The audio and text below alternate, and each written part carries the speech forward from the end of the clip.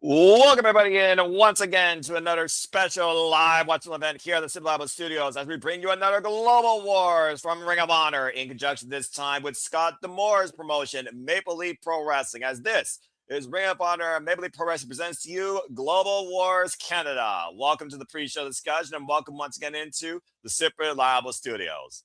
Hello, everybody, and welcome back once again to the Super Reliable Studios. You know what this is, for I am the Superman of the Super Brand, the voice of SRS, perfect, great for all things professional wrestling.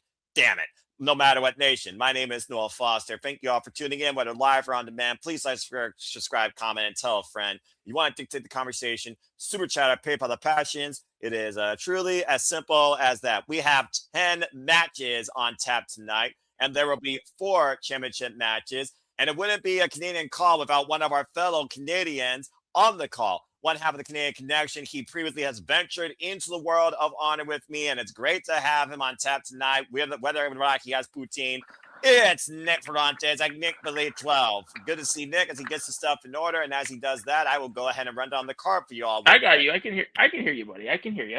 Well, good deal. Well, thank you, Nick. Welcome right on time, and this should be fun, man. We're literally covering Canadian professional wrestling in conjunction with Ring of Honor, so you should have a lot of fun tonight. I mean, you need to have a Canadian calling Canadian wrestling. It does kind of, yeah. I'm about to say, if I didn't have that, kind of defeats the purpose. I was going to say, like, it'd be such an oxymoron if a Canadian didn't cover a Canadian show. Right? Good to see Cleaver, Con Andrew in the chat. Get your prime cuts. Again, me and him need to one day chat again and do some fun stuff. We'll have a one-on-one chat or soon enough. Share some barbecue in Cleveland soon, bro. Good to see you, and thank you always for your love and support. So again, folks, 10 matches on tap tonight, and here is tonight's card. Trios action as the Lethal Swirl, they're called. Jay Lethal and the Swirl take on Mascara, Dorada, Bhupinder, Gujjar. You might remember that name from TNA Wrestling. And one of the biggest freelancing names on the Canadian circuit, Psycho Mike. He is also known as the purveyor of the Power Slam. So I'm sure everyone's looking for our powers in the night from Clair College. We also have a 6-pack scramble with Michael Oku of RevPro, Jake Crist, formerly of TNA, Barbaro, Cavernario, of course, and of course, Maple Leaf Pro Wrestling and partner with CMLL. Michael Allen, Richard Clark. I've never heard of somebody with 4 singular first names like that. That is ridiculous. But apparently he's a champion of a push-up contest, whatever that means. Ace Austin of the Bang Bang Gang, and Brent Banks, of course, of Maple Leaf Pro. Red Velvet stirs it up and defends the Ring of Honor Women's World Championship against Big L, Alex Crowley of Juggalo Championship Wrestling. The Virtuosa. Deonna Purrazzo defends the Ring of Honor Women's Pure Championship against one of her most formidable rivals during her time in TNA Wrestling, the quintessential diva and the current MLP Women's Canadian Champion, Micheal Shaw.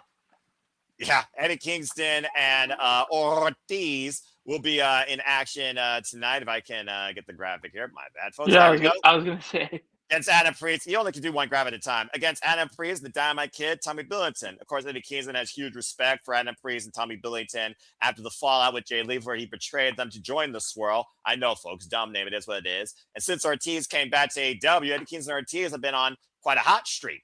Believe it or not, Ricochet and Swann have met each other now over 70 plus times in their respective careers and have only continued to elevate cruiserweight and high-flying action. Well, once again, we revisit a classic that we once called from FSW. Ricochet goes one-on-one with MLP's Swann, former TNA World Champion, versus the former AEW National Champion. How about that?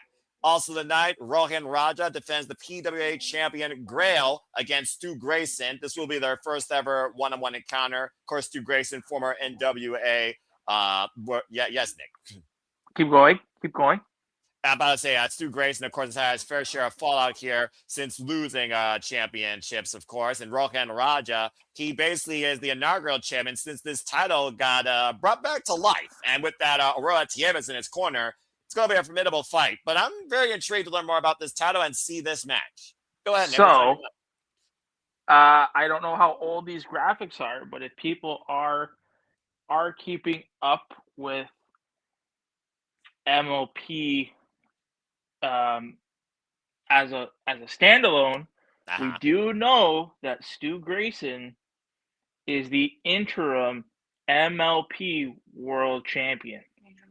That's fair. You're absolutely right. And whether or not this happened before that or afterwards, because as you said, it was a weekend where MLP had their uprising in conjunction with Ring of Honor. We'll have Marinello, Don Cos, and Eva Cabani on the call. What a freaking commentary team.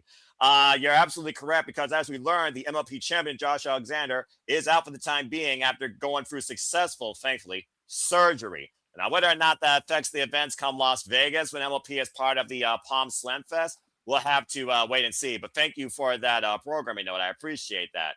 And of course, we also will crown inaugural Maple Leaf Pro Wrestling Tag Team Champions as the Good Brothers, the Gates of Agony, MLP's Bryce, Hanson, and Sheldon Jean. And I never thought I'd see these two together. This is a very first time unique situation. Although neither man is no stranger to Maple Leaf Pro Wrestling. Kaito KiyoMiya, of course, the supernova of Pro Wrestling Noah, also known as the Prince, and the youngest ever GHE heavyweight champion. Took that from, of course, Keiji Muto. And Bishop Dyer. Y'all remember Baron Corbin, folks? Hello.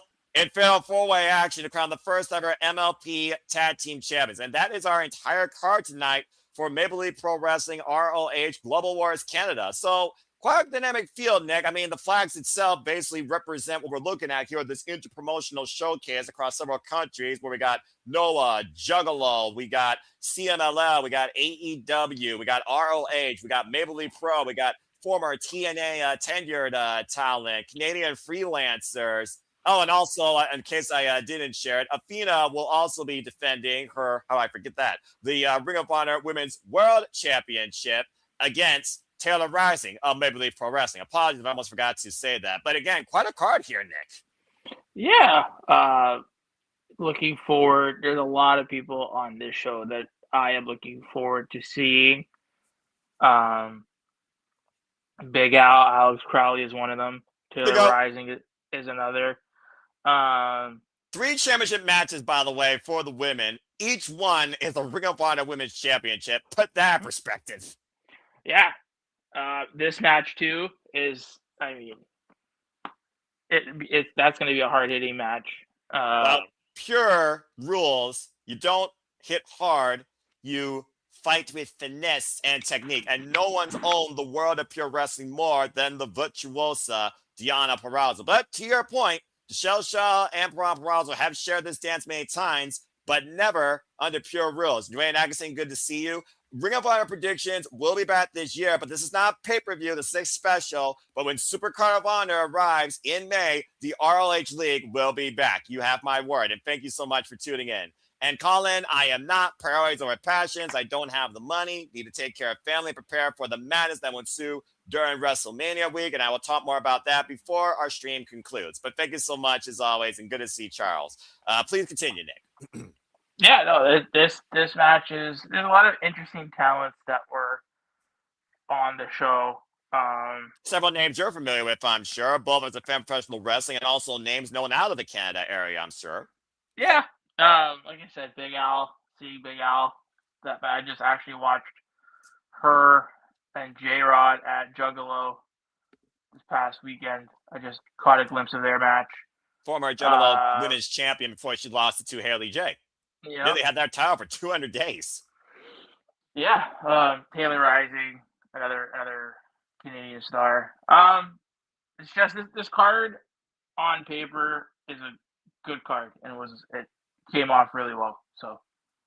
Yeah, and again, Scott D'Amore and Tony Khan working together as Scott D'Amore, of course, brought back Maple Leaf Pro Wrestling after shortly leaving TNA Wrestling. And we've seen its uprising. We've seen the mayhem that's ensued. We've seen people forged and fired. Of course, I'm also naming shows from the past that, of course, have defined the champions, defined this roster, defined this renewed Canadian standard of professional wrestling. Although I've been watching wrestling out of Smash Wrestling, for example, ironically enough, Psycho Mike is a standout from Smash Wrestling. I believe he is still a Smash Wrestling champion. Good to always see my friend Sandy as well. That's not Walter. That is Nick Sandy, but I appreciate you as you listen to Christian radio programming. And again, shout out to everybody that celebrates Easter this weekend. For, of course, he will have risen. And again, Good Friday. May you all have a humble demeanor based on the sacrifice that was made during that time. May we all strive to be better.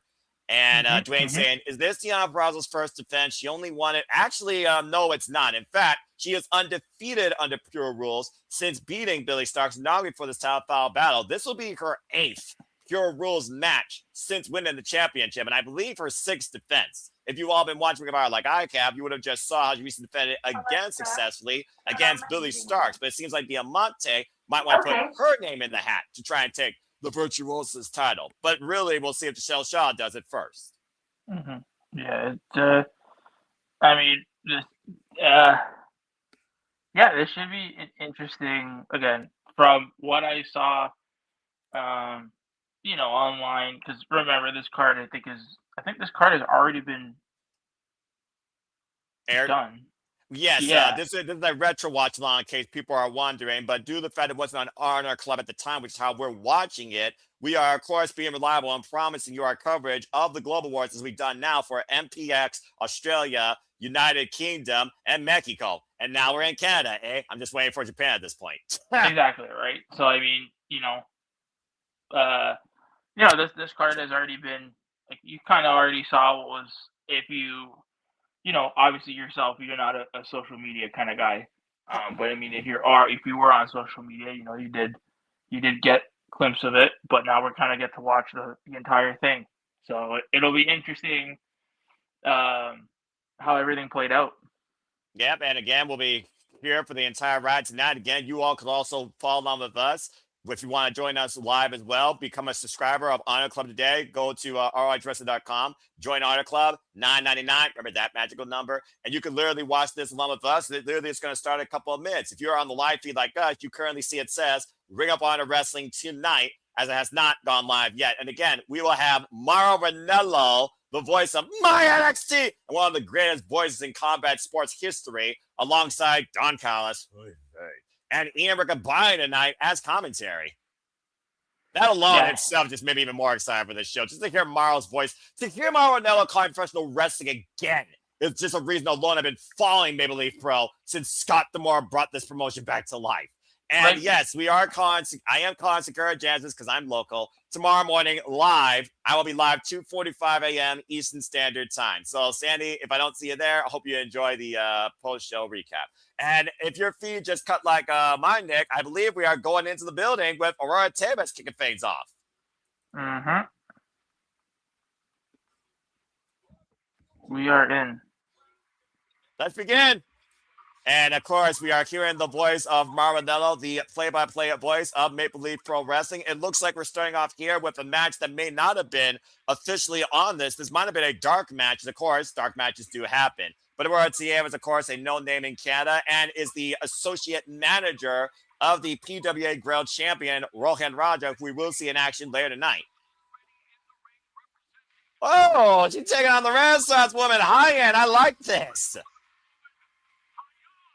course, High-End signed with AEW, one of the great standout freelancers from the Texas area.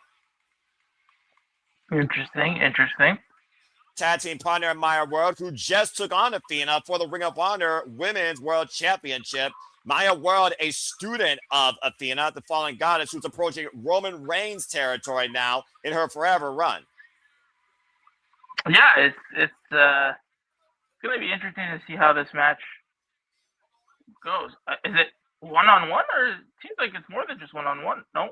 And I think this is a pure one-on-one contest. And of course, we are on Maple Leaf Pro Wrestling. I don't know if the Code of Honor will be adhered to. I think this is an MLP-based match. Bell rings are underway, and that answers my question.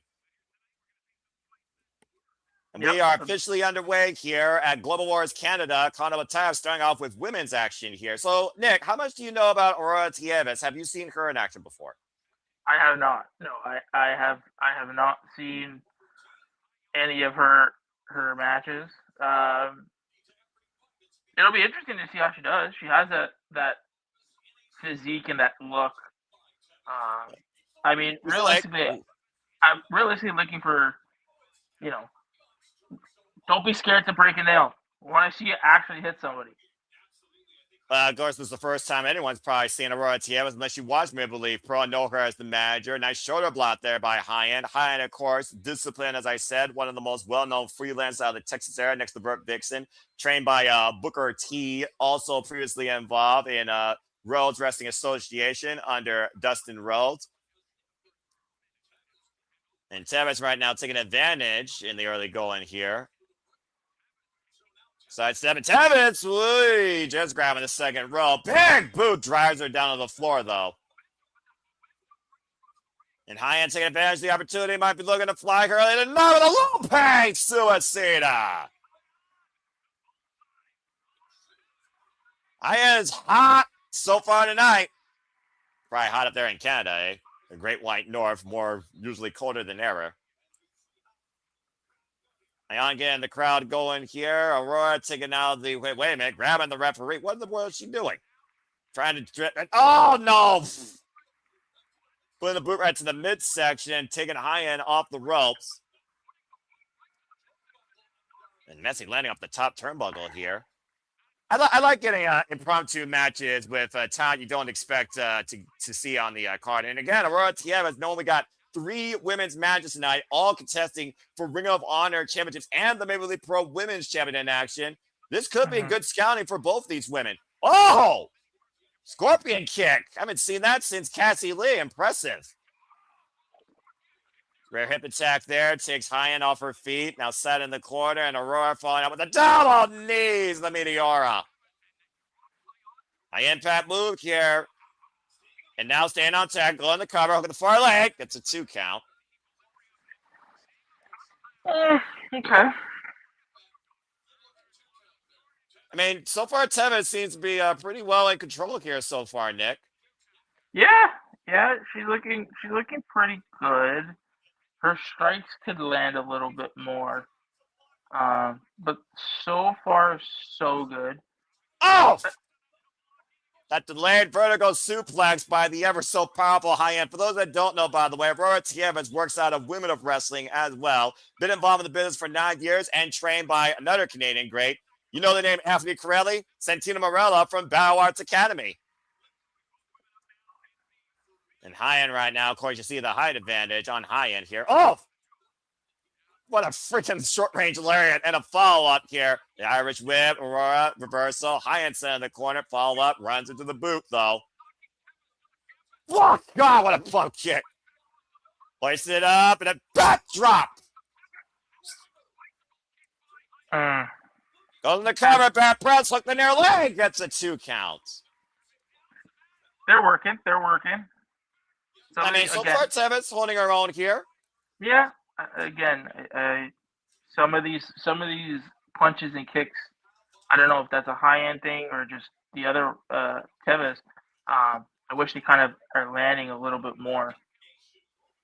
I mean, there might be a little bit of hesitation there. Victory roll. Almost got her there. Smart move by Tevez. It's the front kick again. High kick, rocks High-End down to her knee. And right now might be looking for maybe a lightning spiral.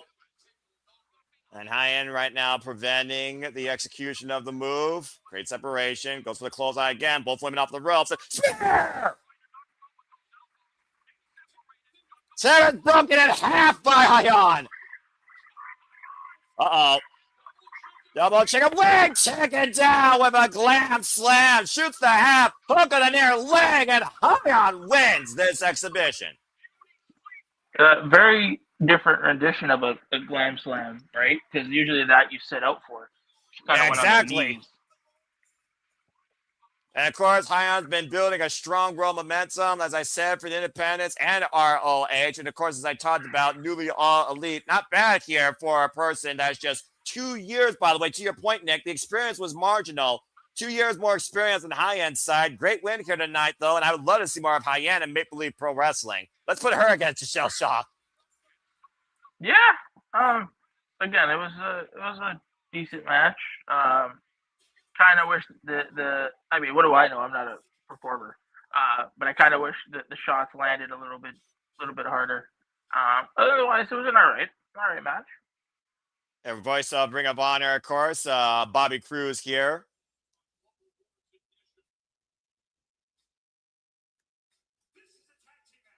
Looks like we're going to have another dark match here. What? Is that what the hell Ron's saying? Well, there's a name I haven't heard again since TNA Wrestling.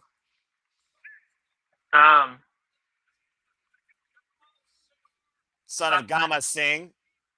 Raj Singh isn't. Is who's the referee? I'm not sure exactly who that referee is. I know that referee though has been a official here at Maple Leaf Pro Wrestling for quite a period of time. In fact, I think I've seen that referee previously at Uprising.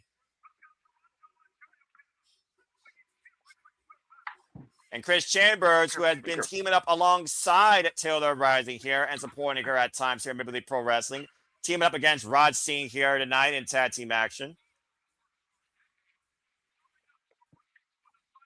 Ferry Martinell is talking about the history of Stampede Wrestling, which goes back to the Desi Hit Squad's roots, I suppose, here. Where you going? You go share?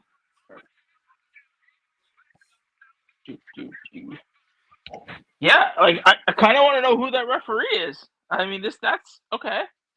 That's probably a referee type that you haven't seen ever, I had to guess. No. And there's Rich Swann, of course, as we know, he'll be in one-on-one action later tonight against Ricochet, the former AEW United National Champion, excuse me. I've never seen Kid Chocolate, though, here before. But, before I could say anything, Chambers and Raj Singh on the attack, much to the surprise of no one, I'm sure. Sportsmanship and Raj Singh do not belong in the same sentence. The fake attack right there. Nice uppercut combination here. Able to take down Raj Singh. Gets a cover. Could be over right quickly. Interesting. So, Nick, have you followed Maple Leaf Pro Wrestling at all, or Scott D'Amore's promotion at all since Scott D'Amore has brought this back to Canada? No, I haven't.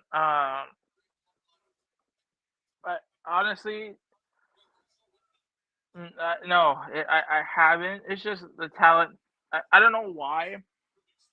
I don't know why I haven't. It's just kind of not something, dude. With the amount of wrestling that we have, that's also a fair point. I'm not gonna during lie. the week, like, and I mean, I really, I hope that,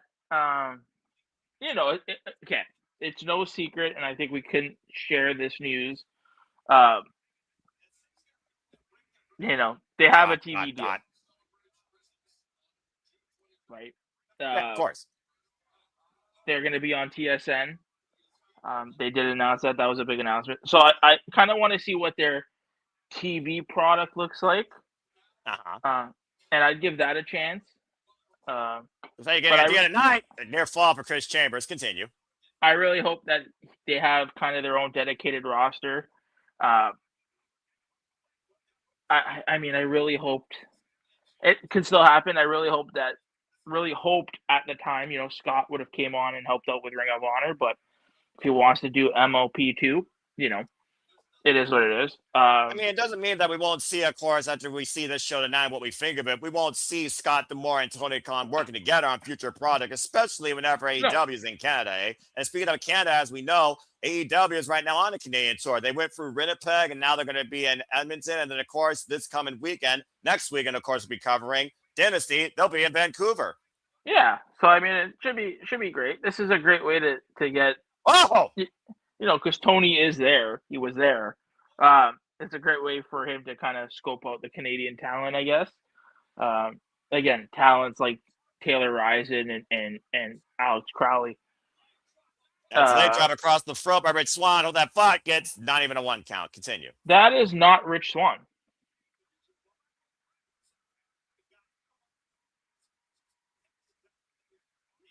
That's not Rich Swann, sir. Who is that? That is Mo Jabari. Oh, he almost looks like Rich Swann, though, if you look at him, though. Yeah. I think Mo Jabari was involved previously in a cover here, 2 count only. My bad. He literally looks like Rich Swann, though, so my bad. Be interesting to see him work double time. Yes, no, that is not Rich Swann. I was like, wait. I was saying, he looked like he came out with the entrance and the swagger and the type of attire and everything.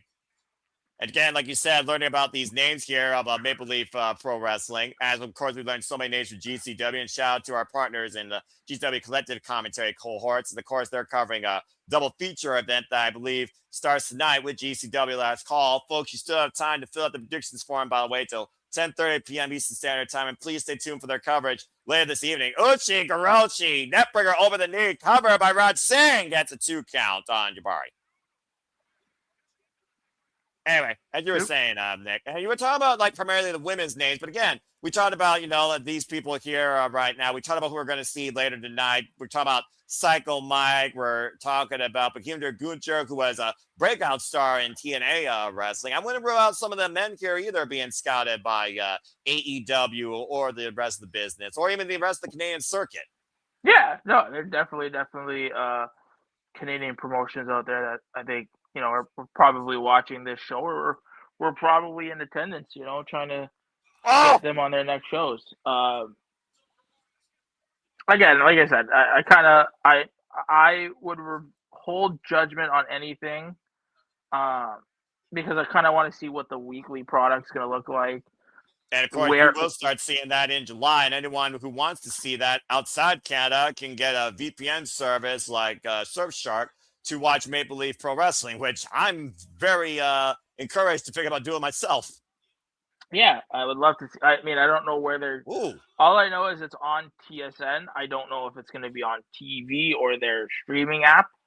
So it'll be interesting to see where on TSN they land. That's fair. Hot taxi match. Nice wall kick. Almost lost his footing there. Able to escape out of the corner, but I think he had a messy landing there, did Kid Chocolate. Chambers trying to take advantage of the situation. Caught with a spinning solo out front face lock. And once again, Kid Chocolate. Messy execution, but DDT, tornado variation, caught nonetheless with the cover of the far leg. Back press broke up by Raj Singh. That was messy. Yeah. I don't know. Well, I mean, they call it high risk for a reason, Nick. It's high risk not only for yourself, but for your opponent, especially if you don't execute it correctly. Yeah, really for sure. Bad there if he lost his footing. And that's what we've seen a lot in this match. Well, that could go again to the inexperience of these men with each other or in this business. Yeah, and that's why I don't, for these matches, like, I don't, again, I don't judge it based on who knows how long they've been in the business. It is what it is. I expect more from the television talent, right? Yeah, exactly. Great timing there, though, by Jabari and Chocolate there. Roll bridge to Raj Singh. By the way, I have no idea who's legal. Don't even ask me. Yeah, that's... I feel like the Fatal 4-Way for the Tag Team Championships is going to be even more chaotic considering how many big horses we got there. Leona, Luke Gallows, Bishop Dyer. Beautiful moonsault there on Chambers. Cover by Chocolate. Gets the win. Wow. Great finish there. Yeah. It was a good match. It definitely way too chaotic for just a tag team match. Well, I mean, what do you expect when it comes to professional wrestling sometimes, especially in the dark where you're just trying to showcase and impress. Again, these matches were not even on our card. We're getting an inside look at what the fans got to see there live, which I always enjoy more wrestling. I'll never freaking say anything against that. And that was a great finish there by Kid Chocolate.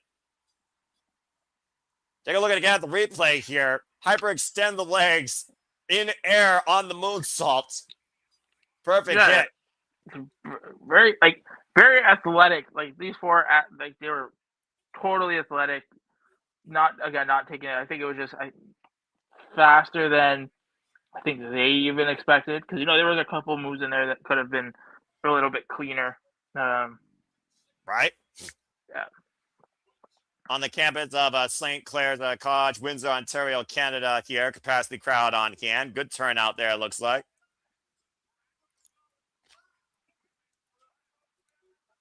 Bobby Cruz saying we're just a few minutes away from going live post with Global Wars Canada. Of course, the voice, as I said, of Ring of Honor. I think he's really been there the entire history of Ring of Honor.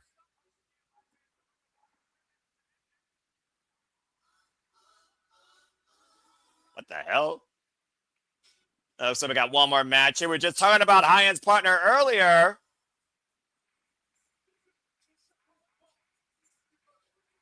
Maya World, as I talked about, the last challenger to Athena's Ring of Honor Women's World Championship, and the tag partner, Texas represent, to Hyon, who was successful earlier against Aurora Tavis.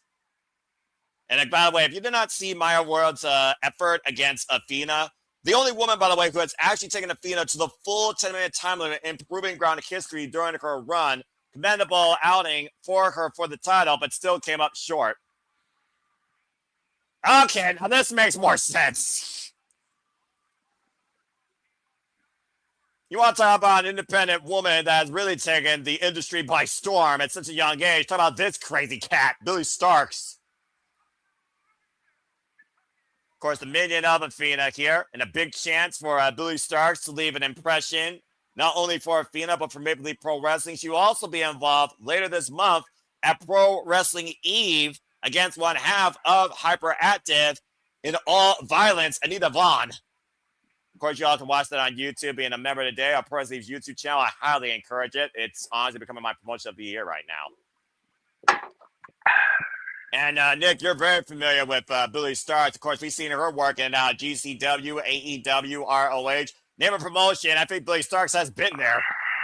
Yeah, I mean, Billy, these are two young, up-and-coming talents. And this is where, again, I look at this match and it's, you know, I want to see, I'm not looking for good. I'm looking for, you know, better than good. So. Well, I think the level of experience here is definitely going to give you that. And we've been impressed with Billy Starks ever since she arrived in AEW during the dark days, immediately going for the standing switch, back elbow strike. Billy Starks, by the way, who was a finalist against the virtuous Deonna Purrazzo in the inaugural Ring of Honor Women's Pure Championship Tournament, lost to the Virtuosa, though, not once, but twice. Nice running drop kick there by Maya. You okay, honey? What's up? Nope. You're honey. I said, are you okay, honey? And shout out to Mrs. Ferrantes. I hope that she is just fine and doing well. Yeah. We are. Oh, God! Clutch her with that elbow. Ooh, big shot. Both of these women looking to become the next big thing in ROH. Billy Starks, who took Athena on twice for the Ring of Honor Women's Championship. Back-to-back final battle shows, might I add. Many people thought Billy Starks should have been the one to defraud her, and somehow Athena has surpassed Nadia McGuinness, Samoa Joe, Jay Lethal, all-time greats of Ring of Honor, because she has not been beaten yet. Of course, Billy Starks adopting that violent attitude here, courtesy of her minion overlord, Athena. And shout out, by the way, to Bianca Belair. May she get well soon. Maybe trying to break the hand of Maya World, because we all know how many bones are in the human hand. Of course, the Purrazzo knows how to dissect the human body from the hand to the arm, master the Fujiwara armbar. Stiff right hand by Billy. Now mounting Maya World in the corner, known as Pizza Cat Jr. I know many people are still waiting for Billy Starks for Shotzi Blackheart. Billy Starks, though, will be involved, though, as we know, at Porta Media for the crowd in attendance live, taking on Charlie Evans. Dude, whoever's going on the show, when that match got, like, I mean, there were some good matches on that card. Ed has done a great job with Porta Mania. But as soon as he announced Evans versus Starks, I was like, oh, lucky bastards. Sometimes you got to give the audience that actually pays for these shows at reasonable prices their money's worth before the lights go live. It's a cover, back press the far leg. It's a 2 count of that vicious bat breaker. And again, folks, please follow at Ed and San Antonio on the X for further information on Porta Mania. Tickets still available. Get them today. And also, if you want to follow the show along with us, we'll be covering it. Become a member. Subscribe to Title Match Network today. And shout out to Tully and thank you again for his time. Again, the inaugural all-women's showcase starting off every festivity, the annual women's showcase, starting off every festivity for WrestleMania week, Porta Mania. Big elbow strike there by Billy Starks. Of course, Billy Starks, 21 years of age, been involved in the business, folks, now for 7 years, has wrestled in over 35 different states and across 8 different countries. Current Girl Fight champion, former JCW champion, and the inaugural Ring of Honor Women's World Television champion. Of course, Red Velvet will defend that later tonight against Big Al, Alex Crawley. And Billy Starks right now in control of Maya World, but Maya blocking the boot, getting back up to her feet, as I said. Stand out from MPX and Texas, trained by Athena. Of course, last time we saw Athena and Maya World share the ring on Global Wars, it was literally Global Wars MPX, where Athena got embarrassed.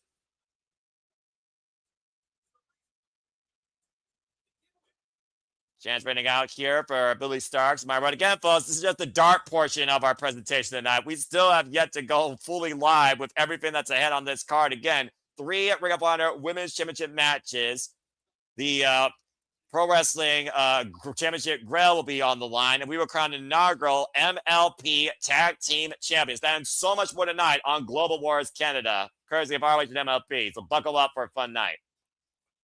Just ripping her down by the hair, taking her back down the mat. Maya World back up to her feet. The fire in Maya World right now, meeting Billy Starks in kind with these forearms, middle of the ring. Starks staggered, Irish whip reversal, holds on. Oh, man. Stunner to the knee. Spinning back heel kick. Beautiful combination by Billy Starks. Cazador, victory roll. Double chop by Maya World. Just driving the air out of Billy Starks. Good grief. What? I appreciate that Stone Cold reference by Don Callis and Marvin Nell. Again, it's so good to just freaking hear Marvin Nell's voice in my ears, even quietly. Jumping knee strike, catching Billy Starks, and a half and half suplex. Snap suplex variation there. Up the second, moonsault connects, goes for the cover, up the far leg, back press kick at it too by Billy Starks. Woof.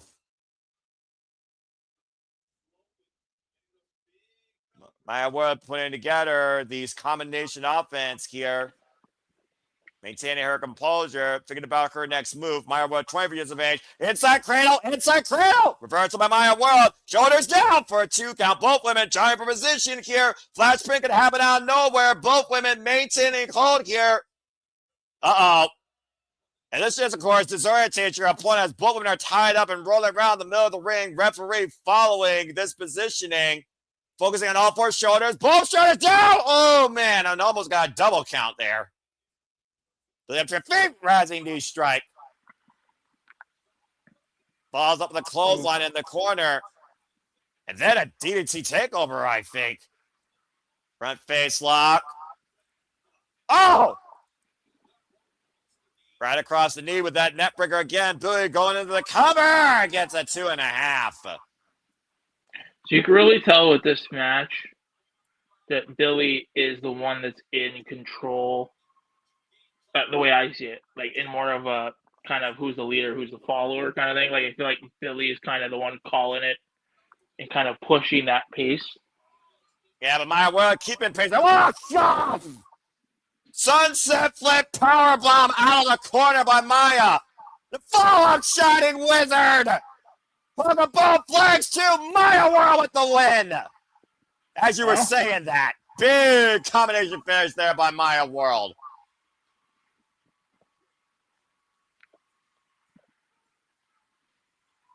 So now you have to ask yourself, how does Athena take that loss? Well, we'll see how Athena takes tonight's match against the very game, Taylor Rising. This will be their second ever singles encounter, by the way. And again, you saw the way that, bam!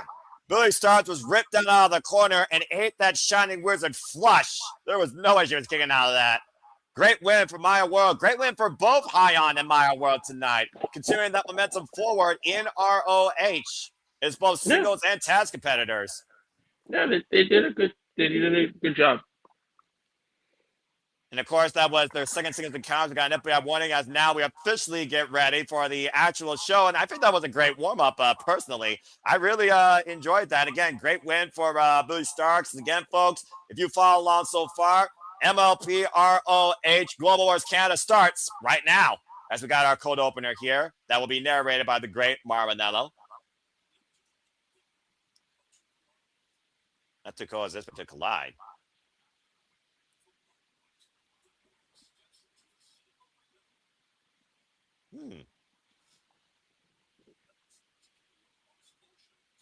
Legacy's carried across. Well, that's fair. Michael Oku, Rev Pro standout, Rev Pro champion.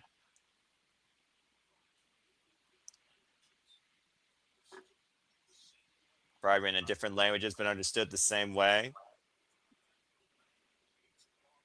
Then to go Mastery meets Wall Power.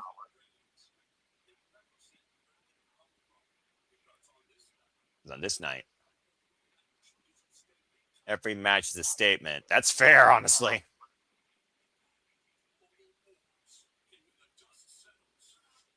This is Global Wars when the dust settles. You can tell that Scott D'Amore was heavily involved in the production of this. Oh, for sure. And when the story's finished, that's where it begins.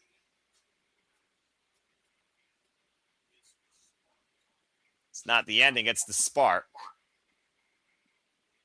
Uprising, I get it, because of course that was presented the following day. I don't know if we're going to cover that also, folks, because that's not on ROH. That's exclusively on Triller TV, but stay tuned. And based on our outlook tonight, you never know.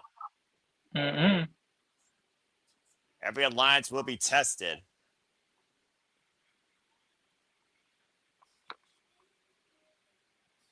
This is a hell of a cold opener, I will say that.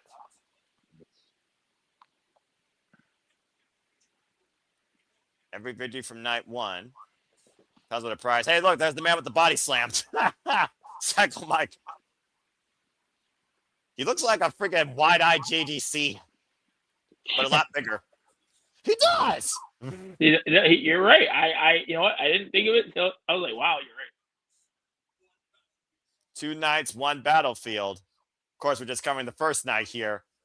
And based on the night, who knows? Maybe we'll cover it freaking next week Friday just because, I don't know, or some point down the line. I wouldn't mind covering more Maple Leaf Pro. I've been encouraging us to cover more promotions. Come on, let's get into this!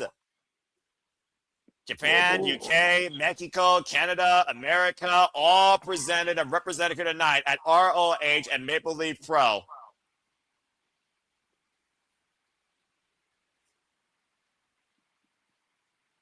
That's crazy. I do like this cold open. Yeah. St. Clair College is in fuego tonight as we are in for an incredible night of professional wrestling action where we have 6 different countries presented and 4 different companies to be showcased here. Welcome, everybody, officially in to Global Wars Canada. Noah Foster, Nick Ferrantes. We are, of course, representing Simba Studios. Marvin Nell, Ian Riccaboni, Don Callis, probably a dream trio of modern-day commentary on my screen. Bringing you the coverage, the reactions, the energy tonight, and the history for Global Wars Canada, presented by Maple Leaf Pro Wrestling and Ring of Honor Wrestling. And again, we are in for a phenomenal night. New champions to crown for the first time. 3 different women's championships on the line, all for ROH. And talent showcase from CMLL, Pro Wrestling Noah, Juggalo Championship Wrestling, AEW, ROH, and Maple Leaf Pro, all under one roof. Oh, God, the Don Callis family. Really, Don? You can't help but talk about that every chance he gets. I don't. Okay. Never mind. It's a nitpick of me. It is a nitpick. I don't like how you can hear the overview, like, you can hear the commentators in the arena, and it. Well, I mean, TNA does the same thing, to be fair. They actually let the commentary be heard because it encompasses the energy. But that being said, Nick, don't worry about that nitpick because this is as normal as it gets. It's time for our first match. It's time for tag team action. Looks like we're kicking things off with Eddie Kingston and Ortiz versus Adam Priest and the Dynamite Kid, Tommy Billington. And again, folks, welcome into the coverage officially. Welcome into the show. Again, if you want to dictate the conversation, super chat, pay by the passions, Canadian. It's as simple as that. Again, it's great to have Nick back on the call for ROH. This should be a lot of fun. Referee Aubrey Edwards for this opening contest. And as I talked about earlier with you, Nick, Adam Priest and Tommy Billington have recently betrayed by Jay Lethal, but have had a fair share of momentum so far as their own duo, including a win over the Workhorsemen recently on Ring of Honor. Yeah, I mean, we're seeing Eddie and Ortiz. Of course, we just Yeah, go ahead. Yeah, no, seeing them, seeing Ortiz back after so long with his injury and Right? seeing Eddie back, glad to see them kind of working together. Well, I mean, those two are like freaking oil and water, and yet they've always stood by one another, whether they were enemies or tag team partners. If you look at the history of these two men, much to your points earlier, but as I also said, ever since Ortiz came back, Eddie Kingston and Ortiz have had a fair share of momentum as a duo, including a win over the grizzled young veterans, and they've also been working together as a team on the independents, with wins over the Odyssey and Starstruck, Anthony Green and Chinham Thomas at Limitless Rumble earlier this year. Yeah, that was a good show. That was a good show. That I said it when I saw that show. There's a handful of promotions right now. Code of Honor wasn't here too. Very stiff Code of Honor. Of course, let's also not forget and slide over the fat. Eddie Kingston, we know how much he respects Ring of Honor. Former Ring of Honor World Champion beat Claudio Castagnoli for the Ring of Honor World Championship. Mm-hmm. For a violent man who literally says, no, don't give me no praise, all right? I'm a bad man. I literally find myself screaming sometimes at night in my hotel room because I'm always dealing with my own demons, not sure if I'm going to see tomorrow. It is when he's in the ring where he is as most comfortable and at peace. And I do think people truly respect Eddie Kingston for what he does bell to bell in the squared circle. Despite the fact that he may look like to you a violent bum, he is very proficient when it comes to the art of professional wrestling. Yeah, Eddie is that strong style. He loves his strong style. Every time he talks about the Japanese legends that have inspired him. And I mean, everybody deals with their own demons. Eddie's just really open and honest about the demons that he battles. He was even saying when he was injured, like that the emotional and mental battles that he had when he was injured. It's nice to see that he's back and kind of doing what he loves, and he's said it in many times. He loves being in the ring. That's where he finds his peace. And Ortiz right now finding his peace, controlling Adam Priest, keeping him down towards center and trapping the arm here. This is the first time, by the way, we're seeing these four men lock up in tag team action and honestly share the ring together. We previously, of course, saw the Kingston and Ortiz in that crazy 8-man parking lot fight in Las Vegas on the roof of a parking lot, where, of course, we saw them win successfully alongside the Rascals against Big Bill, Brian Keefe, Isla Dawn, and the GYV. Big scoop slam there by Dynamite Kid Tommy Billington. Gets a 1 count. And, of course, Tommy Billington, Dynamite Kid, has also been a rising star here in ROH, has shared the ring with the likes of Konosuke Takeshita and FTR's Dax Harwood. Nice double team backdrop suplex cover here with the lateral press, 2 count by Aubrey Edwards. By the way, congrats to Aubrey, who recently signed to All Elite Wrestling. Yeah, I mean, Aubrey's a good ref. I mean, in my opinion, I do think that, AEW does a poor job in their refs, and not for the fact, like, they do their job great. It's just some of the things that happen is just kind of can't excuse it. You know what I mean? Well, of course, but it's also one of those things where if you don't learn from your past, you're doomed to repeat it. There's a cover now by Tommy Billington, it's a 2 count. If you don't move on from your past, you are doomed to relive it and define you. And I do think a lot of people, especially in the wrestling business, no matter what position, have learned a thing or two about that. And we've seen Aubrey Edwards grow as an official. Hell, Aubrey Edwards has become bilingual with her work down in Mexico, working in CMLL. Ortiz, oh my gosh, man, what a bop of Flapjack. Follow up Kip Eddie Kingston. Great combination there. Kingston with the cover. Lateral press gets a 2 count. Yeah, and this is where I said, it's talents like these where you look at it more. And again, we're not in the business. I'm not here to judge you. Hell no, I'm here to encourage the business. Yeah, like take what I say with a grain of salt. I just kind of say what I see.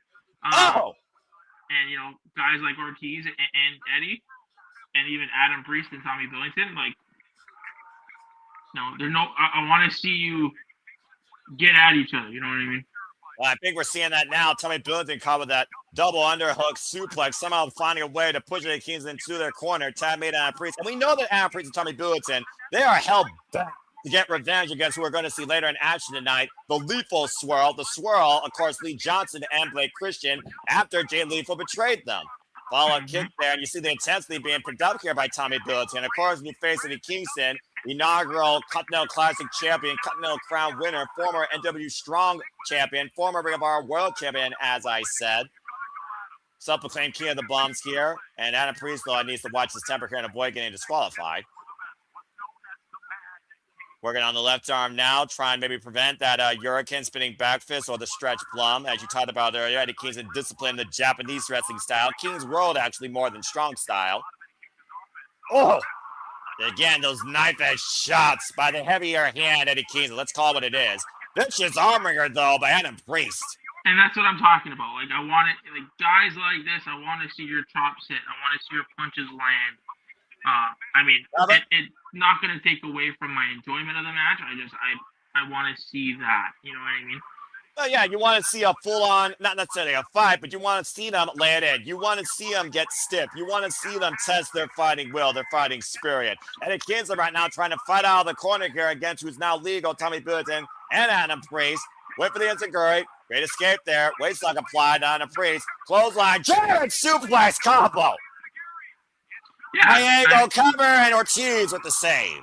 I mean, we talk about, you know, this place being where the best wrestle. You know, AEW and ROH, I'm lumping them in there, pride themselves on being the best in the ring. So I want to see, again, your chops land. I want to see your punches connect, no fluff, and also going to the receiver. You know what I mean? I want to see them selling. Oh. Well, you just saw four men drop each other as we got all four men down of that collision. And the Ring of Honor has always been a staple of honorable wrestling where the strong survive, where you literally fight your hardest bell to bell each and every night. That's been the staple of ROH since 2002. We talked about the standards earlier. You talked about Eddie Kingston. Yeah, he honors Japanese wrestling. He also honors ROH, talking about, of course, Xavier. Talked about his enemies, of course, Carl Casnoli, Brian Danielson, who finally showed him respect. Tag made Ortiz, and the tag made now, I believe, to Adam Priest. Now Ortiz legal, taking on both Priest and Billington here. Clothesline, taking down Billington. Priest, though. Priest working the left leg. There's a single leg crab. Could be a submission here right now as he's laid flat in the middle of the ring. And Kingston, though, coming for the save. Tommy Billington, though, trying to grab it at Kingston, take Kingston down. Looking for the crossface. Dual submissions here. And again, Priest is legal on Ortiz, trapped in the single leg crab. And Kingston and Tommy Billington dragged to the outside. Up kick, breaks up the submission. Ortiz, though, feeling the damage done, grabbing his hamstring. Oh, wait, into Kaito, inside Kaito. Shoulders down. 2 counts. Only a 2 count. They're very close there, though. And Priest right now bridging Ortiz. Vicious chop. We should, I know we're kind of like already in the show, but I do want to mention to the people in the chat, SmackDown is going on. We don't want spoilers. We're a spoiler-free environment. That's right. And if you spoil, you will be banned. It's as simple as that. We are focusing love and attention strictly on this stream for Ring of Honor, Maple Leaf Pro Wrestling. Oh, man, Alex Bulldog. I know we should have mentioned it. Down Priest. I know we should have mentioned it in the beginning, but yeah, that's fair. I appreciate that. Watch Tommy Billington, though. Double missile drop kick takes Ortiz and Kingston down.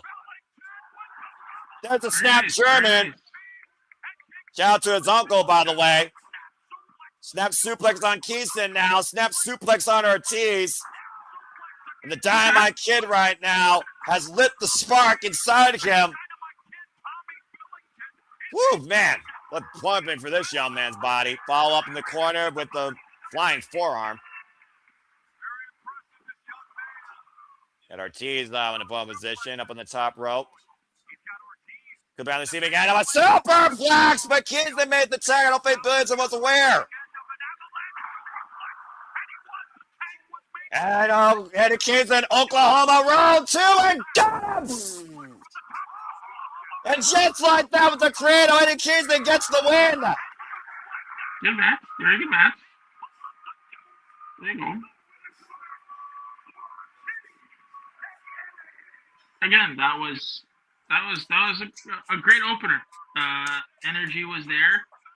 You know, again, they came, they showed out. They put in that work and they showed out. Yeah, and think about this, Nick. We know that the Ring of Honor Tag Team Championships held by Los Fashion Cavernario, Sammy Guevara, and the Beast Mortals. You literally could be looking at Eddie Kingston Ortiz challenging in the near future if their momentum continues like that. That was a great win against a new rising tag team on the scene. Tommy Billington and Cruz, who again have had great momentum so far in Ring of Honor. That's their first loss as a duo. Yeah, I mean, Eddie and Let's see, we got the Code of Honor here adhered to, of course. Let's Ring of Honor is all about, and there it is right there. Again, mutual respect, like you said, all four men brought it, and it was just pure wrestling that won in the end. Oklahoma Roll by Eddie Kingston, great awareness. That blind tag and immediately sliding in and trapping Tommy Billington when he least expected it. Still, great outing and a great opening match. What a start. Yeah, I mean, I've gone on record and I've said it a billion times. You know, I really wish and I hope that in 2026, Tony took ROH and uses it as a proper pseudo-developmental brand. Well, speaking of development, it looks like Josh Alexander wants to give us a development based on his surgery. Yeah.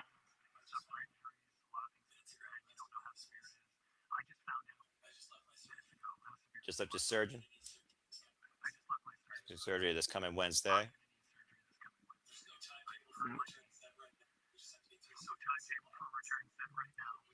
Okay. Well, again, our hearts go out to the walking weapon, Josh Alexander, current Maple Leaf Pro Wrestling Men's World Champion, might I add. We wish him the best and the speediest of recovery.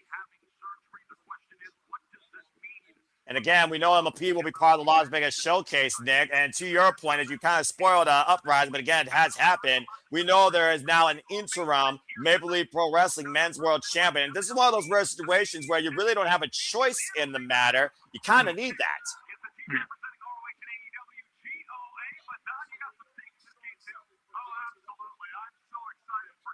And of course, we're talking about main event tonight to crown the inaugural first ever MLP Tag Team Champions, as you see. But coming up next, Red Velvet defends the Ring of Honor Women's Television Championship against Big O, Alex Crowley. So this show happened on the Thursday, right? Yeah.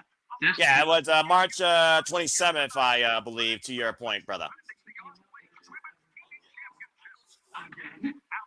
Yeah, I knew that. Yeah, Italy sucks. I know. Yes, we know.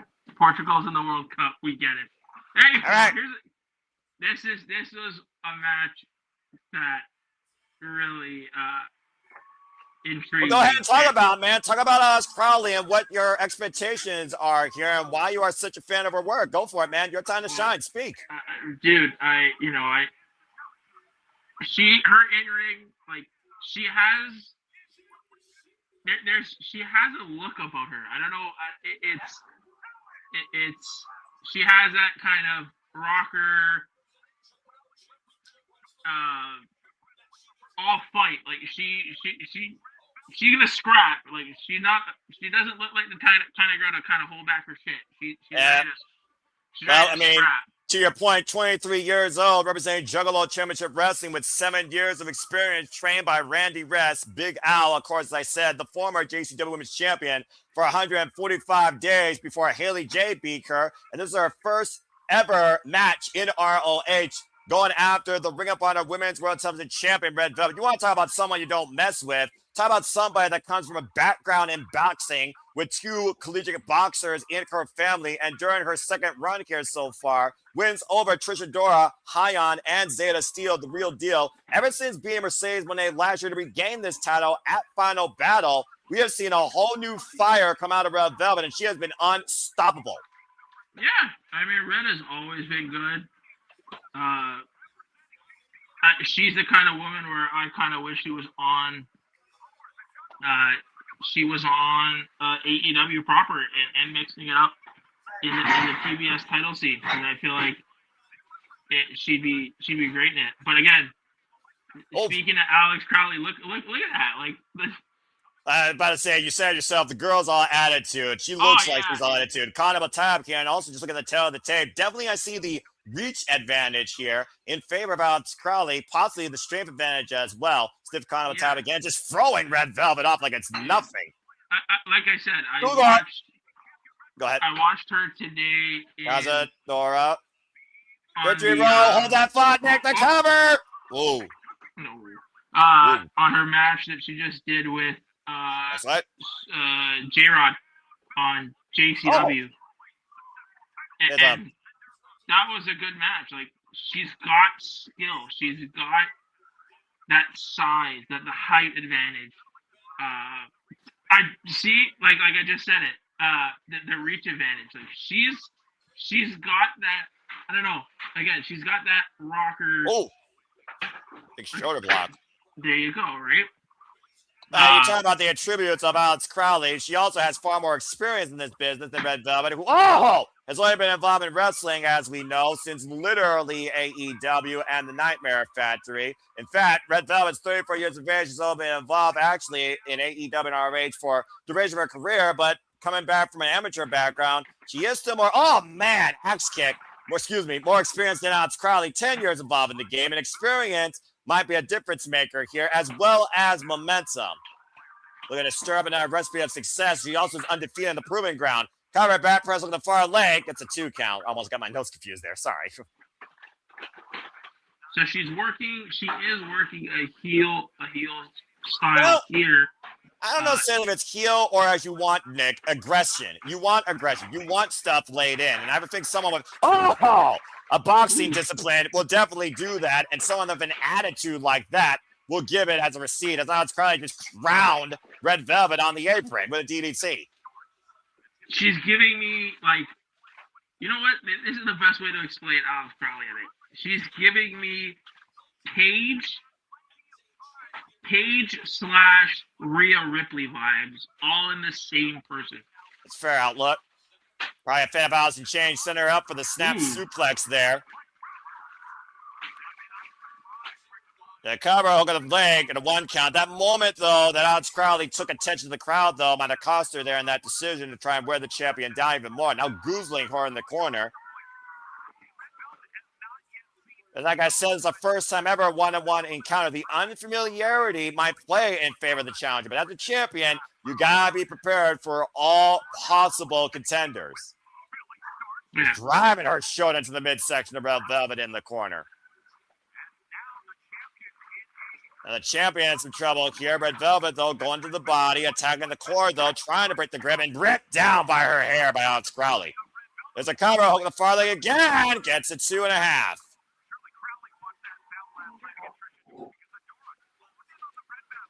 I also want to point this out because I talked about, again, the momentum of Red Velvet. I talked about her defenses earlier. This is less than 24 hours after successfully defending the title against STP's Trish Adora, who worked heavily over the midsection of Red Velvet. I do wonder if Alex Crowley is aware of that. And Red Velvet has in the corner Grizzly Magnum lining up Crowley. And again. Now just driving her boot into the front and again stirring it up and stretching as far as she can.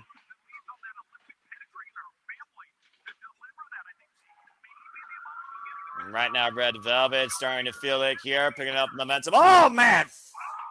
Drop toe hold and goes face first, second turnbuckle. Now crying the cover, hook the far leg again and gets a 2 count. On the doorstep of making history here, it's Alex Crowley at Global Wars Canada. And I do love the fact that Alex Crowley is very composed here. Now hooking the leg. Fisherman suplex with a bridge. High angle too. Oh, that was beautifully close. Crowd starting to believe in Alex Crowley. Has Big Al chance running out here. And Big Al right now, very good showing so far. Just driving her form into Red Velvet in the ropes. And follow Red Velvet with the running uppercut. Snapmare sends out towards center. Now driving forward through the challenger. Short range lariat. Fire from Red Velvet starting to pick up here tonight. Up and over. Cazadora. Oh, into the Bulldog.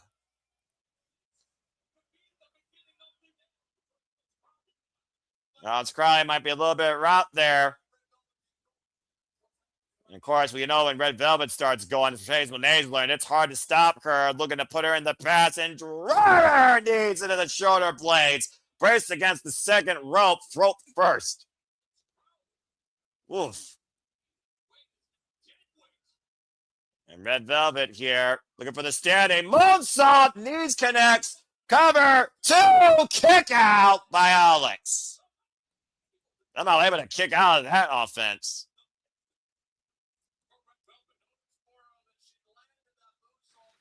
I want, like, you see the way, again, you see the athleticism in Crowley, you see the hard hitting that she's. Oh! I saw that boot go for Red Velvet's chest, to your point. Damn! Again, she has, in my opinion, she has that it factor. Side suplex with the far leg and nearly won the title. We did we did that. If I could start an indie promotion, these are the wrestlers I signed. Yeah, she was one of your key names there, and I can see why. Look at this boot literally driving it through Red Velvet's face. Oh yeah, I Good feel like Lord. she's gonna be one of those stars that'll be a big deal. It's Crowley could be a big deal here tonight. I'm about to say, watch the boom camera there. We are inside a gymnasium. Let's just be honest here. And Red Velvet hooking the arms for the iconoclasm. Cover, 2, kick out by Alex Crowley, unable to hook both legs. And that might be the only saving grace there for the challenger. I like how they're really giving them time to shine. This is nice. Wait, hold that foot. Reverse by Crowley. 2 count as Red Velvet rolls her off. Crowley, the rolling elbow. Might be looking for that unilariat side headlock. Hooking out Red Velvet. And crash. Cover, 2 to check. Nearly got it. Right back and forth here, 2-year point, with both these women play all the stops. This is our first women's championship match of the night, by the way, might I add. That's Crowley right now. Might be finally looking for that unilariat. Oh, Red Velvet pushed her off with the boot. Kick, forearm. And again, Alex Crowley on the move. Oh, runs into a super kick.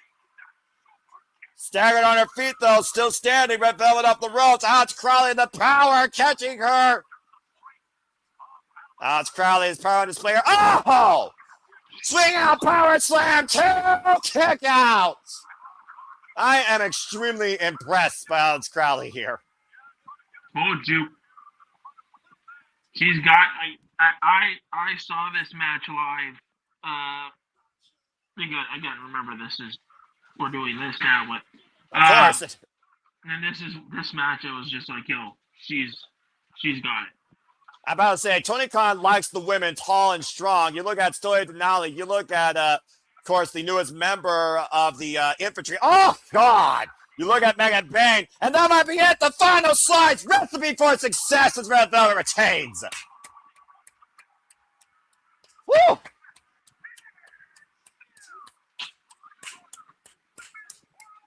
I told you, dude. Alex Crowley showed up. Big Al showed up.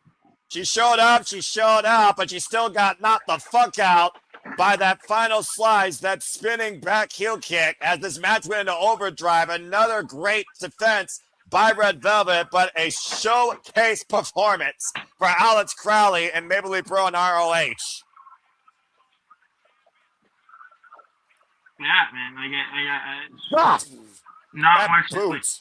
The shots that she delivered, it was just tremendous match by both, and a commendable effort by Alex Crowley in a first-time ever one-on-one affair. Unfamiliarity aside, both these women came out and showed out tonight. Well done by Red Velvet. Still, Ring of Honor Women's World Television Champion. Mm-hmm. Now, again, Big Al as we go, she put a lot of people on notice at that match. Speaking of being people on notice, of the age of the Virtuosa continues. We go backstage to the Ring of Honor Pure Champion, the Virtuosa, Deonna Purrazzo. As, of course, Deonna issued this open challenge, and Micheal Shaw, as I said, a very familiar face to Deonna, stepped up to the plate. But as I talked about before, she has never faced the Virtuosa under pure rules. And that is a game that only Deonna Purrazzo knows and owns. Yep. Shout out. You got to shout. Deonna and Steve. They got a show coming out for first responders. Forgot the name. The name escapes me right now. What do you think? Go ahead and look it up, man. What are you thinking? Give me a sec. I will, because I do want to shout it out, because it is Please. a very good cause that they're doing it for. Well, as you do that, coming up next, we get ready for six-man tag team action. The Lethal Swirl takes on Evil Uno, Bhupinder, Gujjar, and Slickle Mike here in six-man tag team action as you look that up. So it is called the promotion. I think it's called Battle for the Brave Wrestling, and it's a wrestling showcase for heroes benefiting Tunnel to Towers. It's a great kind of Awesome. Tunnel to Towers Foundation is it's supporting America's first responders and military heroes. So definitely kind of giving them a shout out. Great kind of cause and reason why they're doing it. I definitely commend you for doing that. Of course, I'm always about those that serve and, of course, bring honor. And, of course, this trio has been nothing but honor. But to think Jay Lethal, once the foundation, the face of the franchise, he literally was the man of honor in Ring of Honor. A student under Samoa Joe has now become this non-Neapolitan mix with the Lethal Swirl, with Vanilla Baby, Blake Christian, and Big Shotty Lee Johnson. I am indifferent with the Swirl. Blake Christian is great. Yeah. Well, it does seem like one of those things where you're not sure how to take it, but we did see Blake Christian hang with Will Ospreay recently on Dynamite, and Blake Christian has put his name out there where he wants to challenge Bandito for the Ring of Honor World Championship. Bhupinder Gujjar. I haven't heard that name since TNA, once voted the breakout star of TNA Wrestling, has been a standout here in Maple Leaf Pro, though. Joining the Dark Order. And speaking of standouts for Maple Leaf in Canada, one half of the Smash Brothers and the leader of the Dark Order, Evil Uno.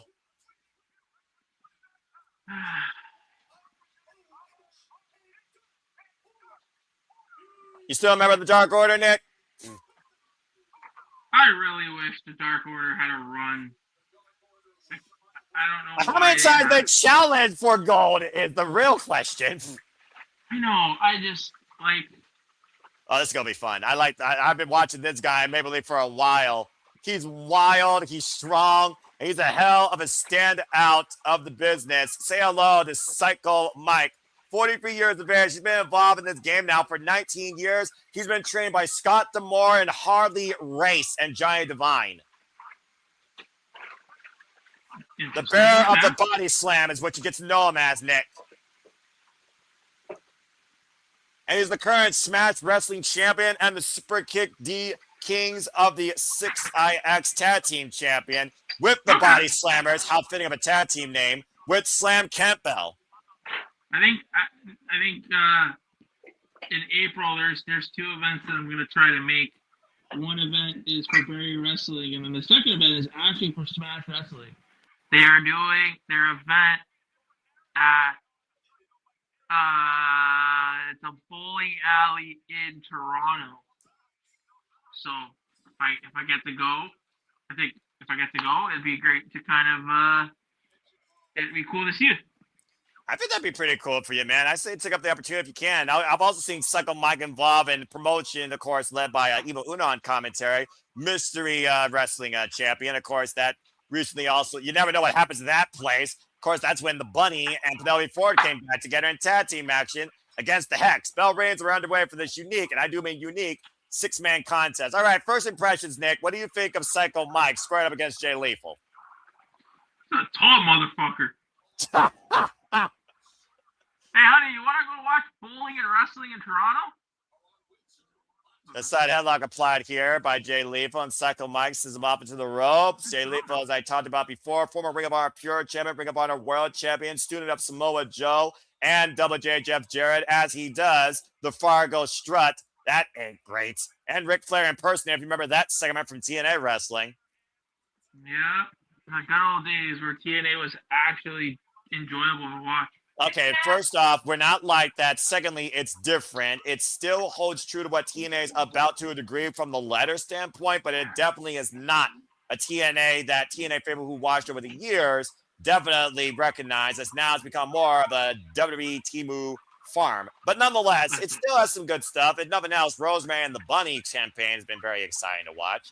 As we just saw the Blanche go to the Undead Realm, and hold that thought, Nick. I think Psycho Mike is ready to give us a body slam. Like the crowd's asking for it. Oh, they are. Body slap. Body slap. I wonder how many people from Detroit came over to watch this show live. I mean, it's probably not too far away. No, Windsor and Detroit are kind of side like that's where the border is. No body slam. It's like not getting the Kokeshi. No happy. Now, Jay Lethal on the run, and Psycho Mike, whoop, but Christian missed. Lee Johnson, though, also missed. Psycho Mike still on the run here right now. Good grief. As Psycho Mike outsmarting Lethal Swirl, breaks through that banner, and it's still on the chance against Lethal. Now Lethal back inside the ring, the drop down, and Psycho Mike catching Lethal. We're going to get body slam it all. The Swirl saves Lethal for the time being. Damn it.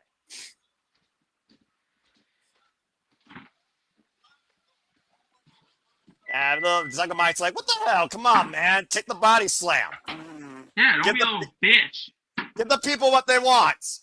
You got to give the people what they want. And Psycho Mike, who shared the ring with PCO, Michael Nakazawa, Simon Miller, Sheldon Jean, Bryce Henson, Branks, and Tyler Breeze, just recently across Smash and Mystery Wrestling, has just defended his Smash Wrestling Championship successfully against, hey, you recognize this name?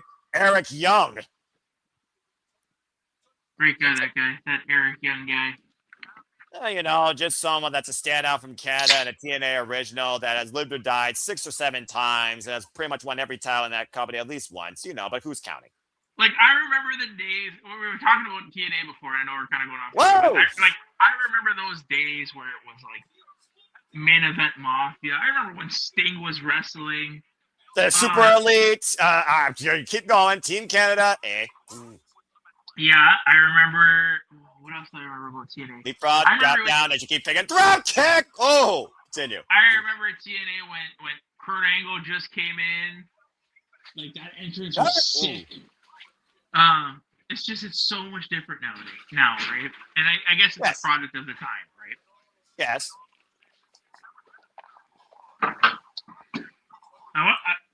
So, I find it hilarious that, and I mean, Shoddy, Lee Johnson is great. I mean, he's doing his shtick.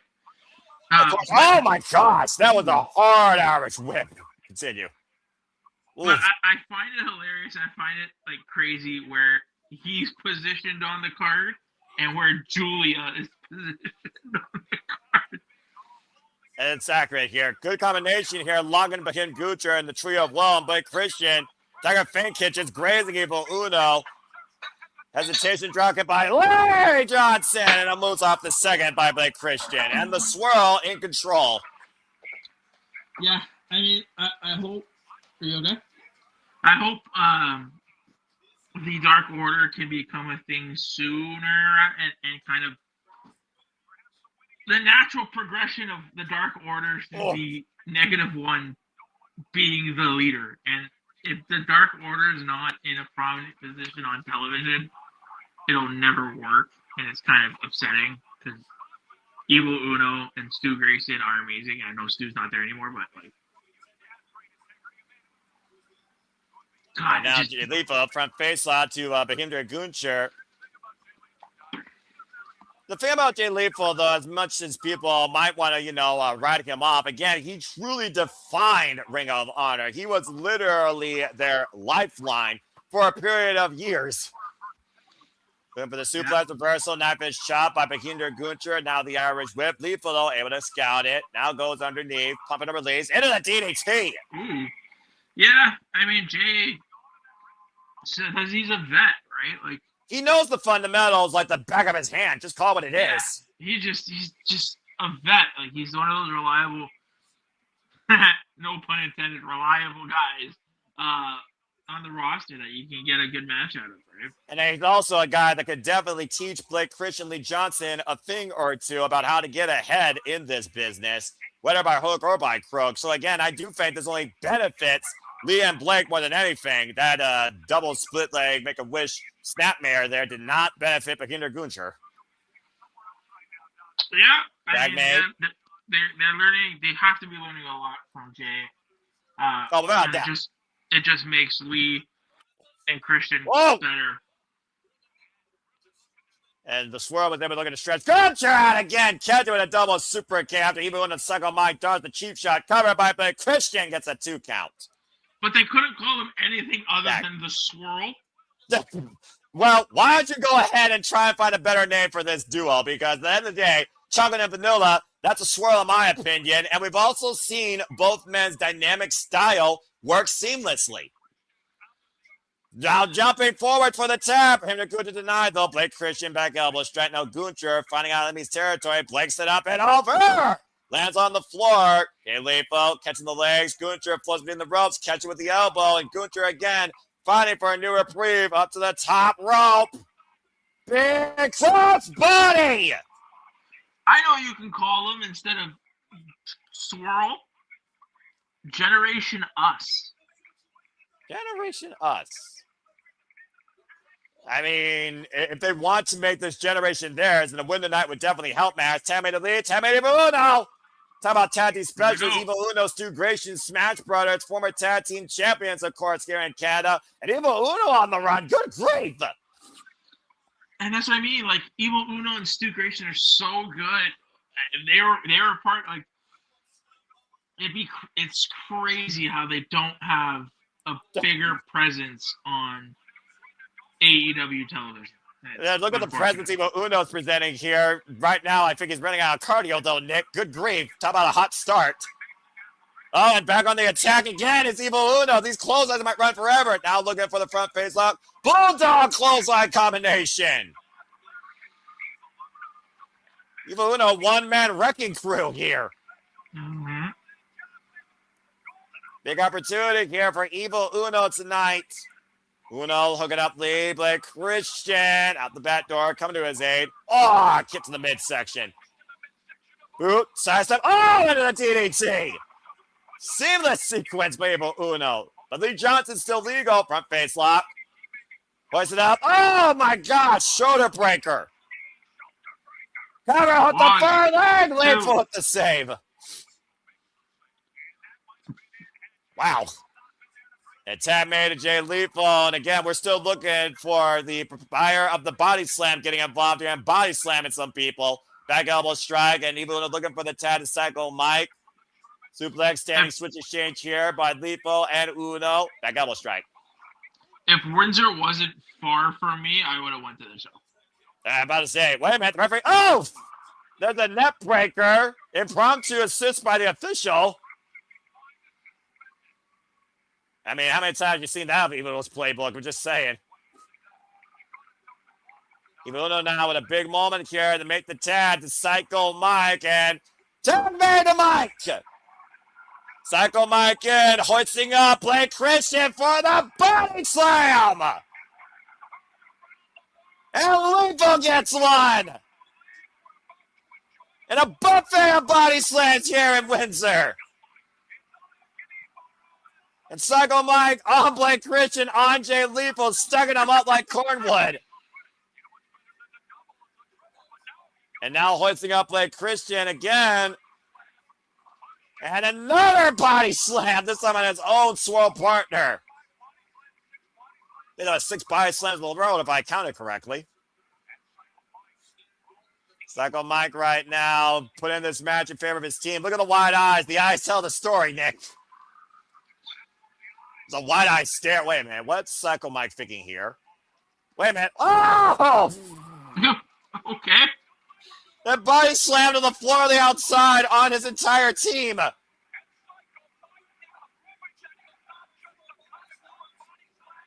Now, Psycho, wait, is he freaking? No, he is not freaking with his size. There is no way. Psycho Mike picking up momentum for their side of the ring. Okay. All right. And the dive over the top rope to the outside by Psycho Mike, wiping out the Swirl tonight. Now bringing in Jay Lethal, who is still legal. Is he gonna body slam Jay Lethal? Well, I mean, he already did, but why not? One more time might be all he needs. Hoisting up Jay Lethal. Again, skips out of the back door. Waist slap. Uh-oh! Psycho Mike and an Evil Uno up in the fireman's carry. Bhupinder Gujjar, though, at the top rope. Bhupinder Gujjar, miscommunication, cross body, his own tag partner. Blake Christian now in the fray. Steady switching chains by Gujjar and Blake Christian. Oh, jumping knee. Blocking Blake. And Jay Lethal looking for the Lethal. And action on Gujjar. Jesus, The move that has carried him to so many Ring of Honor World Championships. Well, look who's behind him. Something out of a horror movie here. Take a freeze frame if you want, folks. This is the moment where Jay Lethal knows he was officially fucked. I love how he's like, Who wants to see another body slam? And now hosted up on the shirt. Oh, the ring of the eyes. And again, not letting it happen. Super kick by Lee. Spinning solo by Blake. Rising knee. Jumping knee. Combination by the Swirl in synergy. Hoisting him up. Face plant. Oh, man. Running side knee strike. Seamless sequence here by the Lethal Swirl. Up in the fireman's carry. Blake Christian and Lee Johnson. Double stomp. Death Valley drivers. McCauley float over. Into the elbow drop on the top rope. Covered by Lethal. A Lethal combination for the win in the end for Lethal Swirl. Damn. I mean, once the Lethal Swirl got going, Nick, there was no stopping them there.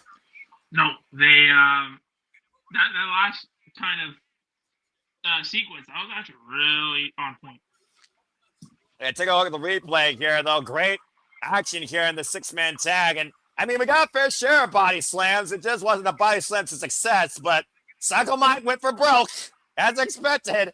But again, Spicoli driver off the double stomp into Hell of the King, top rope elbow drop. Ooh, yeah. And Jay Lethal gets the win for the Lethal Swirl tonight. You might be looking at future Ring of our six-man tag team champions with a sequence like that. I know it'd be tough to take him off STP. Again, ROH's best showing out here tonight at Global Wars Canada. Well, whew, that was a hot freaking six-man tag. As we get ready now to go to a fundamental, you talked about fundamentals earlier. Here is the fundamental art form of Ring of Honor, Pure Rules. As Michelle Shaw calls Deonna Purrazzo, technically perfect, as I always call her, the magnificence in technical execution. Michelle Shaw and Deonna Purrazzo have fought over the TNA Knockouts World Championship in a bygone era. They have shared the ring on 13 other occasions in some capacity. Their last singles match was at BCW's 30th anniversary back in 2023. Their first ever matchup was over the AAA Reina de Reinas Championship and Ring of Honor Women's World Championship in a triple threat in 2022. And of course, we know Michelle Shaw won the Maple Leaf Pro Women's World Championship against Kylie Ray to become the inaugural MLP Women's Champion. As Deonna Purrazzo is Class 1 Women of Honor, bringing pure fundamentals forward in the Virtuosa's era as the Ring of Honor inaugural, about to add, Ring of Honor Women's Pure Champion. This was one of my top 3 matches I've been waiting to see tonight. Long may she fucking reign. Let the quintessential diva takes the spotlight. Michelle Shaw, Deonna Purrazzo, Ring of Honor Women's Pure Championship. This is going to be a pure classic. This will be a really interesting matchup.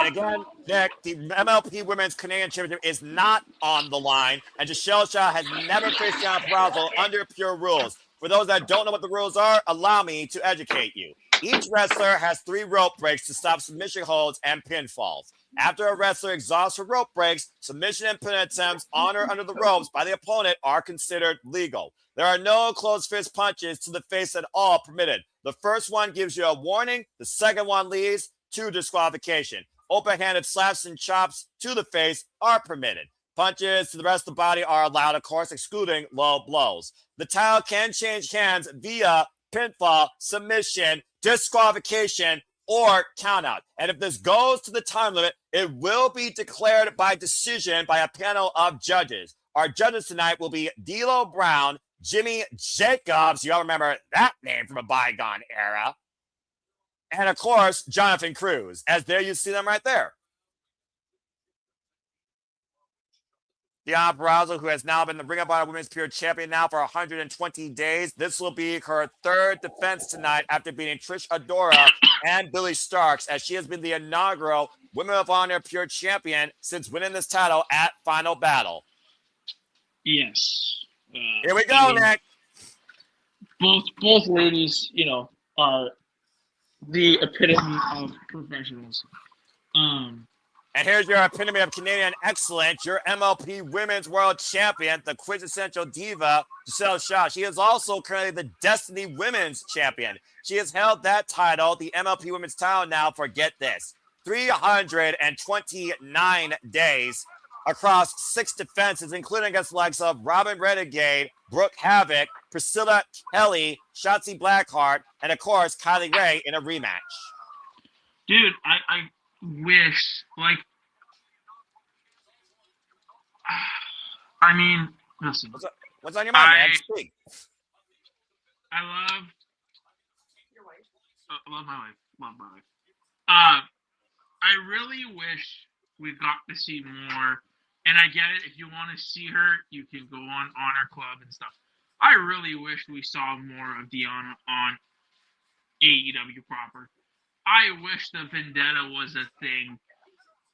Never say never, but to your point, the Virtuosa is now defining her own era in Honor, purely. Yeah, but dude, imagine a tag team title run with Giselle and Deonna, Oh, I completely agree. You already know how much I endure the former face of TNA, led an era, the era of the Virtuosa, former multiple-time TNA Knockouts World Champion, Triple A Reina de Reinas Champion, Women of Honor World Champion, the Virtuosa, 31 years of age, 12 years involved in this game, trained by Rick Rogers, and we all know you don't mess with a girl from New Jersey, who is also heavily educated, of course, and is a history major. And again, it's so weird why we don't see, and that's one thing with Tony I don't understand. Why can, we see Blake Christian, we see Bandito, why can't we see Deonna more on AEW television? Why can't we see more of Athena on AEW television? What is going on back there? What is his mindset that we can see some, but we can't see the other? Well, we'll never know. And at the end of the day, there's never enough spots in this business for everybody, but at least there's always a spot to try and showcase. And at the end of the day, as long as they're booked, being paid, and we're seeing them for their incredible wrestling acumen on some stage, that's all that matters to me. As we also saw Deonna Purrazzo recently in House of Glory against Anthony Hartwell. There you see, by the way, the score time cut at the bottom, both their rope breaks, and this match has a 60-minute time limit. Again, this is the first time ever, though, that Giselle Shaw is clashing with Deonna Purrazzo under pure rules. Yeah, it's cool to see Giselle. I really like her work, even when she was at TNA. Again, at one point, I thought Giselle Shaw was a first ballot candidate to get the TNA Knockouts World Championship. It would be a far better candidate than the current. Nope, not going there. I am going to be pure as much as this match is. I'm fine. No, I'm fine. I'm in a good mood. I'm covering a company I care about. I'm covering wrestlers I care about. I'm covering wrestling that defines me as a fan. I'm perfectly fine, bruv. Stiff Khan outside up here again. The standing waist lock applied here again. Like I said, the last time these two shared a ring together was 2023 as a tag team against Jordan Grace and Trinity at Final Resolution 2023. Deonna immediately working the legs and the neck of Giselle Shaw. Almost a modified bow and arrow here of sorts with her back press against the lower spine of Giselle. And the beauty of pure wrestling, which I feel is an underwhelming underappreciated art, today, is that it literally is human chess. It is about breaking down your opponent, finding a vulnerability, and exploiting it. It is purely strategy, as we got a little curtsy there by Giselle Shaw, trying to keep things classy. Of course, we know that Giselle Shaw is fundamental in the Fujiwara armbar, and if need be, a move that has yet to be escaped or reversed, Nick, the Venus de Milo, the double Fujiwara armbar. Yes. That headlock applied. The arsenal that Deonna has, this style of match does suit her. Again, it's just I wish we got to see more of her on fucking AEW. Like grabbing the arm. You know? Well, to your point, I think there's very few people that know the technical fundamentals more than the virtuous Deonna Purrazzo. Maybe Serena Deeb, maybe Natty, but honestly, outside those, I dare someone else to name a more technically proficient female wrestler right now than Deonna. Immediately going for the armbar, and Giselle Shaw has used her first rope break. I would love to see Giselle get a bigger showing. Like another run with a major company. It'd be cool to see her in AEW, I think. I mean, obviously, right now she's the face of MLP, but at the end of the day, this is about Giselle Shaw's MLP championship. This is about Deonna Purrazzo bringing upon a pure championship. Yeah. Just seeing Giselle in a major company, I think would be a great sight to see. Not to say MLP isn't, not to say it's not. I'm just. No, I get you. I get you when it comes to the outlook of the business as far as the scope goes, and you want to see these incredible athletes on the grandest stages of them all represented by the art they bring in the ring versus some poor character development. Kick to the midsection there by Giselle Shaw. Toe kick, by the way. I could go on a 2-hour just podcast. Oof. I think me and you could do a 2-hour podcast of just talking about women's AEW, wrestling. AEW and the things they want to do, the things they should do. We could do a whole episode on that on the state of AEW and ROH presented by Nick Ferrantes in collaboration with Zimbabwe Studios with co-host Noah Foster. Book it today, Madman JJ. I hope he didn't hear that, but honestly, I'm for it because anytime I can talk more about AEW, ROH, women's wrestling, or wrestling in general, you know you got me on board, especially when it's not about dollar signs and fucking reality character development where wrestling is like a movie versus competitive sport. Anyway, I'm fine. I'm in pure form, like I said. And right now, Giselle Shaw in control, cover up the far leg, gets a 1 count after working. You see right now, Deonna Purrazzo favoring her left forearm here. Now the hammerlock being applied by Giselle Shaw. And of course, Giselle neutralizes the upper body strength and the arms of Deonna Purrazzo. That makes the Fujiwara armbar less effective, literally removing one of the greatest weapons from the Virtuoso's arsenal. Yep. And then, to go back to what we were saying, shout out for Deonna and Steve, starting Battle for the Brave Wrestling.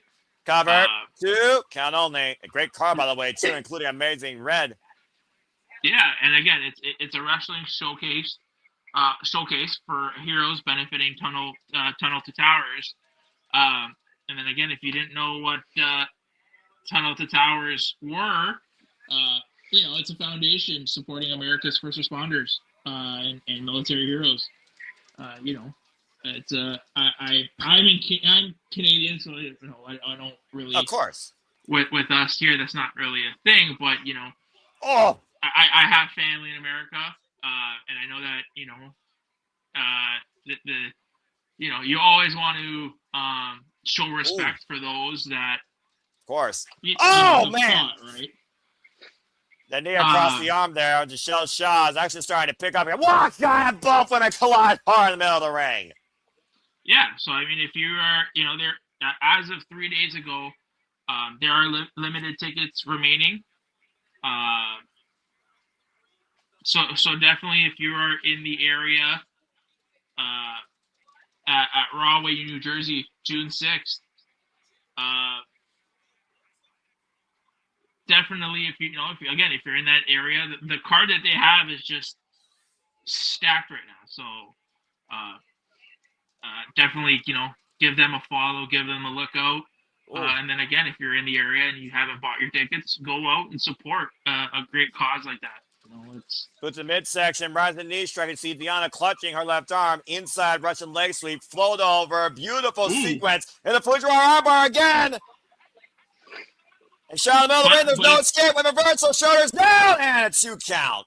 But if you notice, Deonna, she had to let go because of her arm. Exactly, as she's clutching that left arm to the inside of her body. Cover now, lateral press of that clothesline gets a 2 count. And to your point, that last Fujiwara, it was almost a hammerlock variation, which helped alleviate some of the hyperextended pressure that allowed Micheal Shaw to roll Deonna for a near fall cover. As right now, Deonna Purrazzo is 11-0 under pure rules. And right now, might be looking for the Queen's Gambit, Gotch style pile driver. You see Micheal Shaw with leverage, though, dropping to her knees, preventing the lift. And again, a massive uppercut to that left arm. Great strategy employed here by the MLP Women's Champion. Now looking for a Fujiwara of her own. Again, though, Deonna able to roll through to Micheal, maintaining control, though, of the arm, though. And right now, Micheal trying to trap the arm of the Virtuosa here. Deonna Purrazzo trying to rub her. Oh, man! Everybody is like, okay, so the reason why I'm very like, this is not, I am not like the pure rules. Like this kind of match doesn't do it for me. Just because I'm not used to it. That's fair. Tristan draping elevated DDT of the leg and a 2.5 for Micheal Shaw. Not to say that this match there's anything wrong with the match right now. It just a match like this doesn't do it for me. So it's because it's just technically proficient. It's not about hitting each other hard. It's about outsmarting one another and bringing down the body. And look at Micheal Shaw going for her own Fujiwara armbar. And it's forcing Deonna to use her first rope break. Very rare I see Deonna use a rope break. Oh, little Ronda Rousey shout out, I see. Okay. Well, Marinello's going to be calling that fight and will be calling against Sumo Studios in May. By the way, you can go to Ronda Rousey's YouTube channel and look at the exclusive behind the scenes ahead of the face-off with Gigi. Swing and miss by Deonna. The full Nelson applied. Back elbow strike by Micheal Shaw. Again, for me, as a fan of chess, I love this simplistic form of human chess. And right now, both women trapped in a wrist lock here. And they're really laying in their shit, which is nice to see. Well, it's that familiarity, like I also said, as well as these two, again, have been at each other's points of their own impactful careers since TNA Impact Wrestling in 2022. Yeah. It's definitely... And last time these two went one-on-one, Micheal Shaw, she was the winner. In fact, they've only had 3 other one-on-one encounters. The record stands 2-1 in favor of the quintessential diva. But like I said, this is Deonna's art form. Full Nelson applied, though, and and a backbreaker. Shock it out! Shock it out! Shoots the half, cover, but the third leg. Kick out at 2 by Deonna Purrazzo. Wow! Incredible transition by Micheal Shaw, nearly winning with her finisher, the shock and awe, the backbreaker, face breaker follow-up. A near pinfall here, Nick. Some signs of frustration here being seen by Micheal. Now goes for the cover again. It's a 2 count. Matchbook cover, high stack. It's a 2 count again. Deonna, though, immediately trapping the arm, though, going back to Fujiwara. So... is the match over? The match is over by pinfall, right? But pinfall, submission, count out, disqualification, or the clock runs out, and then it's by judge's decision. And Deonna, though, might be looking to trap both arms here as Micheal, or to use the second rope break. So they have to eliminate the rope breaks before they can make a pin. No, but again, the beauty of this type of match, if you do eliminate the 3 rope breaks, pin and submissions inside the ropes are considered legal. There's no escape unless the opponent finds a way out on their own merit. Gotcha. Yeah, like wait a minute. Jackknife cover too. Oh, Purrazzo kicks out, gets to the midsection there, and Deonna again. Pile driver. Wow. Just driving Micheal down to the cover, back press, hook the near leg, and Micheal has used her final rope break. So now that's it. Even if she's in a submission hold, even if she tries to go for a rope break, it doesn't matter. That's right. And you can talk to countless others in the world of pure wrestling from the men's division. Lee Moriarty, Nigel McGuinness, Jay Lethal, Wheeler Yuta, Josh Woods, you name it. Pure rules have benefited those far and above if they're in the driver's seat against their opponent if their opponent has no rope breaks, old or new school rules.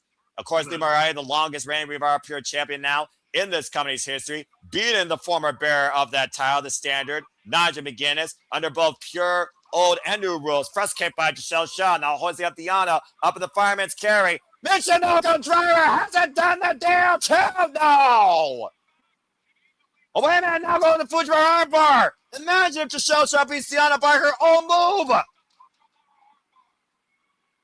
And right now, Giselle Shaw. Now Purrazzo may be forced to use another rope break. And that goes again back to the familiarity of these two incredible athletes, one another with each other, despite the fact Giselle Shaw has never wrestled a pure rules match before. This is right now the longest pure rules match in the Virtuosa's pure run as champion, by the way. Looking for the denouement, that knee strike, roll up, schoolgirl cover for a 2 count.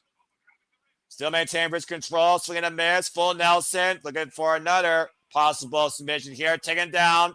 Giselle Shaw, the foot rubber applied again. And now there's nowhere to run. Exactly, but she can reverse the pressure. Shoulders down. And again, look at Deonna, though, maintaining hold and control. Now trying to break the grip.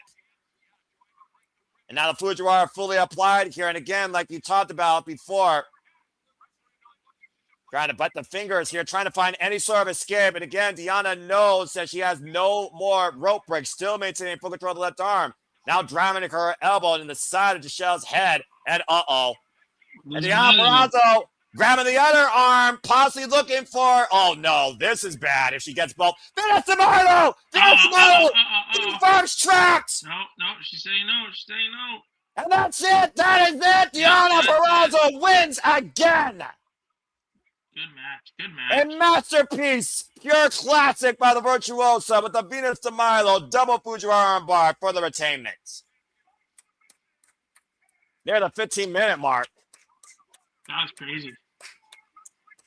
To this day, Nick, no one has been able to escape the Venus de Milo without a rope break.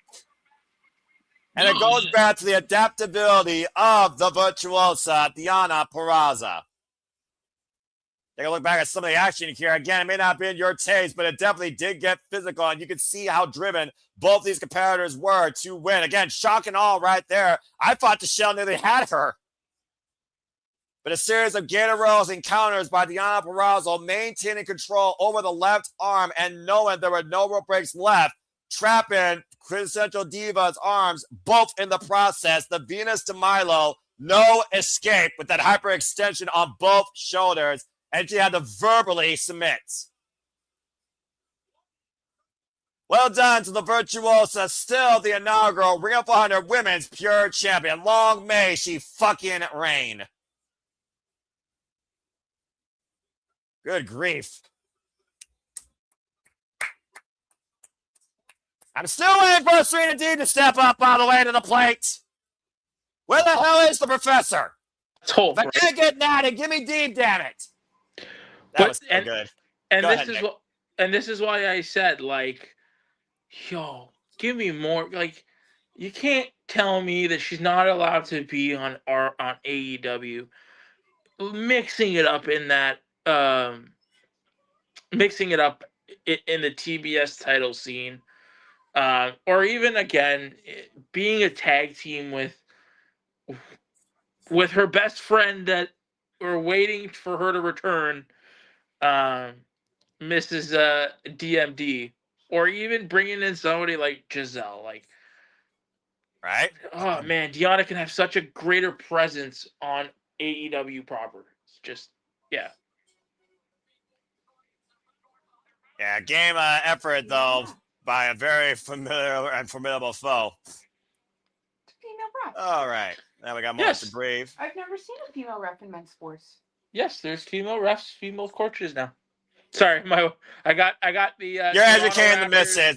You're educating the misses. I'd love to see that and hear that. I got the Toronto Raptors versus the Memphis Grizzlies on the telly. How's that going so far for you all? Toronto is winning. I think hockey doesn't. I think basketball is the only sport right. Oh, football. FUTBOL, or are we talking about American football? Which football? We are talking the Seattle Seahawks and the Super Bowl and actually football, not football. American football. Yeah. Fair enough. And again, if you want to hear more about American football, you can check it out on Statboy Sports Bar. Statboy approved, and they cover, of course, all those forms of sports: football, NASCAR. Maybe they'll do the other football at some point soon. Stay tuned, as Nick has been in the sports bar and the commentary booth once in a while as well. As Ring of Honor, MLP Global Wars Canada continues, time for the PWA Champions Grail defense as Rohan Rada defends against Stu Grayson. Yes, so I completely forgot because I am a jerk. So I apologize. I wouldn't call yourself a jerk. I would just call yourself forgetful at times. But what did you forget, man? Well, I forgot that this show was before Uprising. I know you did. I don't hold it against you because it's a retro. We're not used to doing this, but also botch. Yes. I know. And cat's out of the bag. Stu Grayson is the interim Canadian heavyweight champion. And again, if you want to hear Nick spoil more Uprising, or you actually want to see us cover Uprising, let us know in the chat, because I'm having fun covering Canadian wrestling here tonight with Nick. This has been very entertaining and very fun show. Listen, if the missus allows me to be on, I will cover anything. I love. I do not tell you. No, you don't. You don't. No. I'm saying there's conflict here. No. Excuse you. As here comes the ravenous Rohan Raja, the current bearer of the PWA Champions Grail. Yeah, man. If there's any network or any like y'all's manager, IWTV or anybody in the sphere that want to sponsor the Simply Reliable Studios, sponsor us. I can be y'all's manager. Rohan Raja with Aurora Tibbetts. We saw her earlier in the dark matches in action. Big girl. Oh, just such a big girl with the big jumps. Oh, just such a big girl. Rohan Raja, by the way, is the inaugural PWA Champions Grail champion. He has held this title now for 532 days. This will be his 13th defense. He has defended against Gujjar, Swann, Robbie Eagles, Psycho Mike, and even Moose and Tommy Billington, and Rhino most recently during his run. You're absolutely right, sir. Is no one commenting on how beautiful your daughter is? My daughter is very beautiful. She is now a YouTube pup. PWA champions Grail here. Come here. So now I feel like such a bad Canadian right now. What title does which promotion does this title belong to? The PWA Champions Grail, it belongs to Maple Leaf Pro, Oceania Pro, and Kota Pro Wrestling. It is a tri-company interpromotional championship, and Rohan Raja has been the inaugural champion of this title since October 2024. By the way, oh man! What the fuck? Okay, right into the new cover too! Damn, it was nearly over right there! Out of the box! Damn, Stu. Well, how far have Stu Grayson been to try and win a championship with the Lope Suicida? Good grief, calls himself the best wrestler in Canada, and now going to prove a point. I guess he's more ravenous than the champion here. Damn. What an aggressive start. That was faster than Drew McIntyre against Seth freaking Rollins at WrestleMania 40. Nearly won it right there. Getting it 2 and 9 tenths before I could even get a breath. Jesus. As I was saying, Jesus, indeed. And right now, Stu Grayson staying on the tag. You talk about again how great the Dark Order were as a tag team, a trio, the duo. Of course, we talk about the Smash Brothers. This is Evil Uno's friend and tag team partner. Logging the boot right now, and Rohan Raja, as I talked about earlier. Run, and most of his runs, of course, have involved the involvement of Aurora Tieves to preserve the Grail. Rising knee, take over Frankenstein, or Haragrana, by Stu Grayson, who has not let up since the bell rung. I don't think Rohan Raja even knows where he is right now to getting that shot to the face. Fireman's carry. Maybe looking for Nightfall. Oh, big elbow strike. Of course, Nightfall, Stu Grayson's finisher, drop kick. Beautiful drop kick there by Stu Grayson. One of the better drop kicks I've seen lately in professional wrestling business. Stu Grayson, 37 years of age, 20 years involved in the game, trained by Michael Von Payton. Bit of a high flyer, hybrid style by this guy. Bit reckless at times, if I say so myself. Slingshot. Oh! Ooh. On the outside, braced against the apron. And again, you cannot let Aurora Tieves distract you. Aurora Tieves shocked so far by what she's seen as she picks the ankle. Stu Grayson behind the referee, trying to give Rohan Raja an advantage. Gets caught with a rising knee straight between the ropes, though. Slingshot up and over. Blocks the shot. Is not allowing Rohan to get any offense. And Rohan Raja, 34 years of age, folks. 10 years involved in the game. Trained out of Storm Wrestling Academy by Lance Storm. Big chop. Big chop. Another big, proud Canadian name, of course. Irish whip. Up and over. Raja hoisted up and a backdrop driver. Big back suplex there by Stu Grayson. Stu Grayson's one of those that can catch you at any suplex, like Roderick Strong can catch you at a backbreaker at any time, it seems like. And Stu Grayson, like I said, former Mystery Wrestling World Champion, C4 Tag Team Champion alongside Thomas Dubois, two-time Tag Team Champion as the Super Smash Brothers for Royal Canadian and NSPW. Oh, God! Oh, man! Ooh. Terrible. He knocked Grayson off the top to your point, and he literally hit the apron and the floor hard on the way down and throat first across the top rope. Just a nasty landing in general. Aurora Tieves watching on in approval. Of course, the PWA Champions Grail cannot change hands via countout, but a countout will allow Rohan Raja to retain. Raja now back in the driver's seat. I never heard of this title before this, so I'm actually very curious to learn more about the lunacy of this championship. And the fact that Rohan Raja has had it this long, has defended in and out of 3+ different promotions, that's impressive regardless whether he's been heel or face. And clearly, this guy works dirty. Vicious backstabber. Now goes in the cover, hook the far leg. It's a 2 count.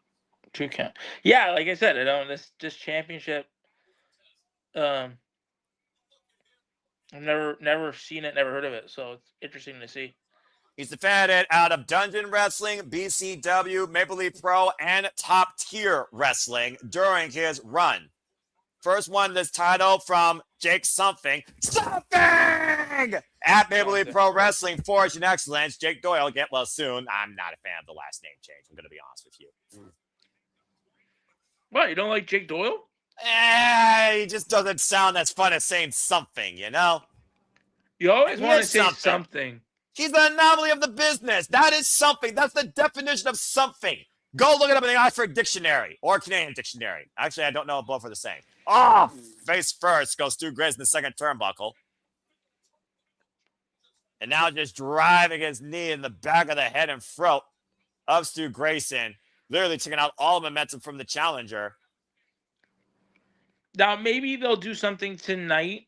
I'm not sure, but it would have been really cool if they had, like, AEW does their post-show media scrums.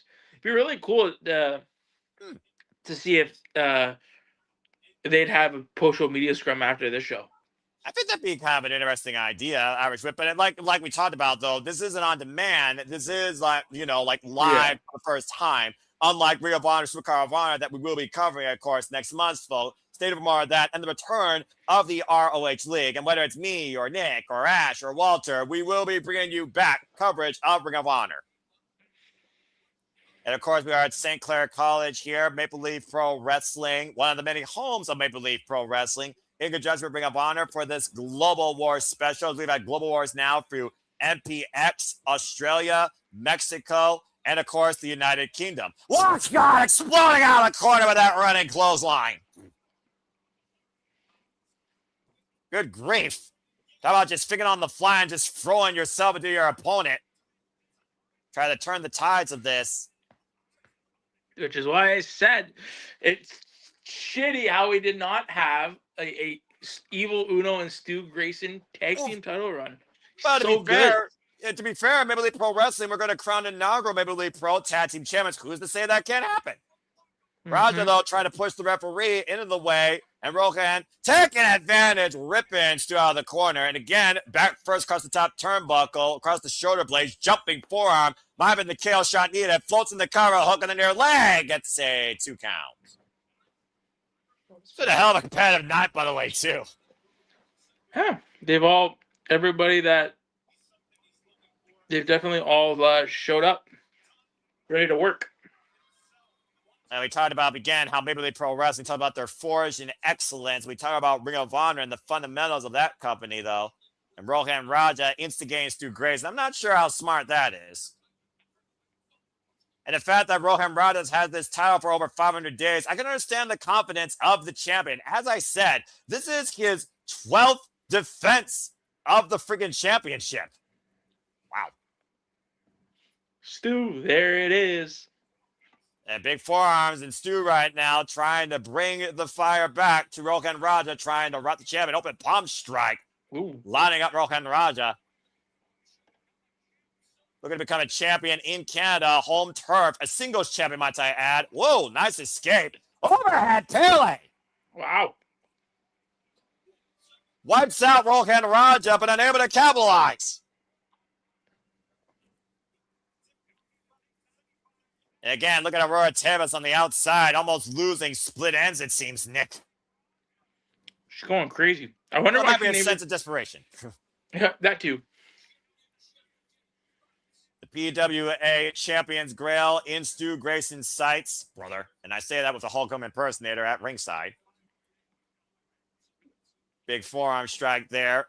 Oh, big shot by Stu Grayson, calling himself the best wrestler out of Canada. Everyone who had God! You can't eat me on Fridays because it's a sin. That's rude.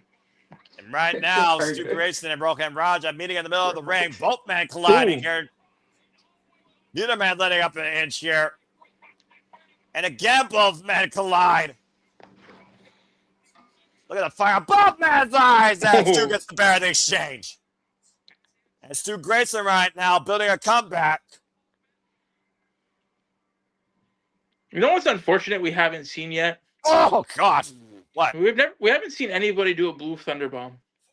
I mean, again, the night's still young. We got a lot more action left. And again, Canadian staple. Oh, jeez. Belly to belly overhead suplex by Stu Grayson. And right now, looks like Rohan's going for the right again. Belly to belly overhead suplex, Suplex City, Canadian province. And the crowd apparently, Suplex City. All right, I see what they did there. Looking for the trifecta, and Rohan. Oh man, nothing can do but take it. Overhead belly to belly is perfectly executed here by Stu Grayson.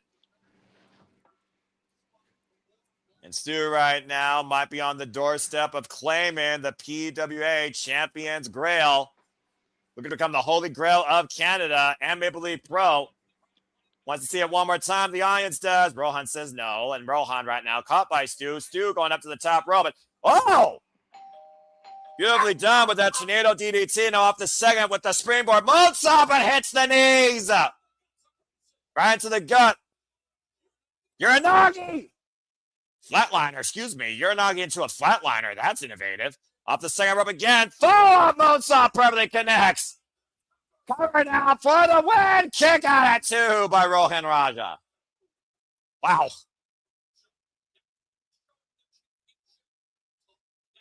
The championship fortitude on full display here by the defending champion as much by the challenger. Driven physical bout here. Probably the most physical bout here tonight so far at Global Wars. And right now, Stu Grayson still might be looking for the nightfall. Roy Tevez literally screaming as a warning to Rohan as Rohan holds on to the second rope, holding on to the rope for dear life.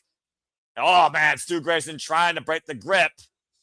Grayson hoisting up Rohan up the shoulders. Rohan able to escape. Woo! Almost miscreated by the referee. Now follow up again. And, oh, man! Covered, swing and slam! A Boston head slam for a 2 count. Going for the submission now. Possibly looking for maybe a Rings of Saturn. And again, Stu able to reverse, hooking the near leg, and nearly claimed the Grail there. Pop up. Power bomb! Shout to Kevin Steen! Cover 2! No! Nearly became champion there. Shout out to another Canadian great. Lost the pop-up power, lost to Tom Latimer, of course, with the pop-up power bomb when he last held a championship. But he can't live in the past. Jumping into the girl, he rocks Rohan Raja again, who set out on the top rope. This is freaking awesome. This right, Grayson in control, going up to the high-risk district. Might be looking to send Rohan. I sense disaster! Superplex! And immediately jumped up to his feet. What the hell? Popped it like a pimple on prom night, feeling it tonight. I say that as we're in a gymnasium. And the crowd in St. Clair might be feeling we're on the doorstep to history. We have the MPX Championship change hands at Global Wars MPX. We could see a title change hands tonight at Global Wars Canada. Wait a minute. Aurora took the ankle. Rohan catch him. Intagram gets to me a fucking break. Oh, come on. Oh, cheap finish. Cheap fucking finish. Damn Jezebel. Even Jezebel exists in Canada. Aurora Tivis saying Rohan Raja's hide. I gotta give the devil his due. By the skin of his teeth. Freaking Vixen. And you see Rohan Raja, look at the expressions. Look at the expression, Nick. He knew he almost was literally on the doorstep of losing that Champion's Grail. Split second involvement by that freaking Vixen, Aurora Tivis, picking the ankle and tripping up Stu, looking for obviously another running knee strike off that incredible superplex. Instead, he stumbles into Rohan Raja, who captures him in a small package to retain. Ah, damn it. But heel tactic, right? I suppose by hook and by crook, Rohan Raja holds on to the PWA Champions Grail thanks to Aurora Tieves. As we go backstage with Sam Laterna, who's backstage with Ricochet. I'm sure Stu will be fine. I think he's got other plans. Yeah, you might be right in a bygone era. Yeah, you might be right. Still, I thought it was his time. Commendable match, though. As, of course, we talk about the long-term history that Ricochet and Rich Swann has, as both men have redefined high aerial offense and cruiserweight wrestling. Mm-hmm. All right, Rich Swann and that will be a loser. Obviously, we see that he is championship-less. Well, Jack Perry took the national championship. As we know, didn't pin him, but in a battle royal, you're absolutely correct. As Ricochet looks to prove why he is simply out of this world tonight. Looking forward to that match. I've been looking forward to calling those two go one-on-one again. As we get ready for this six-way scramble with Michael, Allen, Richard Clark. Try saying that name 3 times fast, folks. This guy, the definition of ego. representing MLP and apparently a push-ups champion. I guess that's a accreditation you can have and gloat about, I suppose. Good grief. Does he always have to have all 4 names introduce him? Like, seriously. I don't know. Oh, great. He's got a microphone. Why is this guy not in the Premier Athletes with his ego? Good grief. Not even that. He looks like he'd be in the frat house. You know what's ironic? He probably is more effective than the entire frat house combined.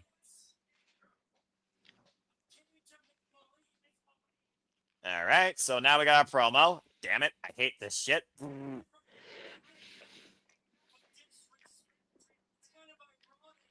You sound like Richard Simmons. I agree, audience. Yep. Bloody hell. The worst place in this dump of a city of Windsor. There's the Canadian insult. No offense to your nationality, Nick.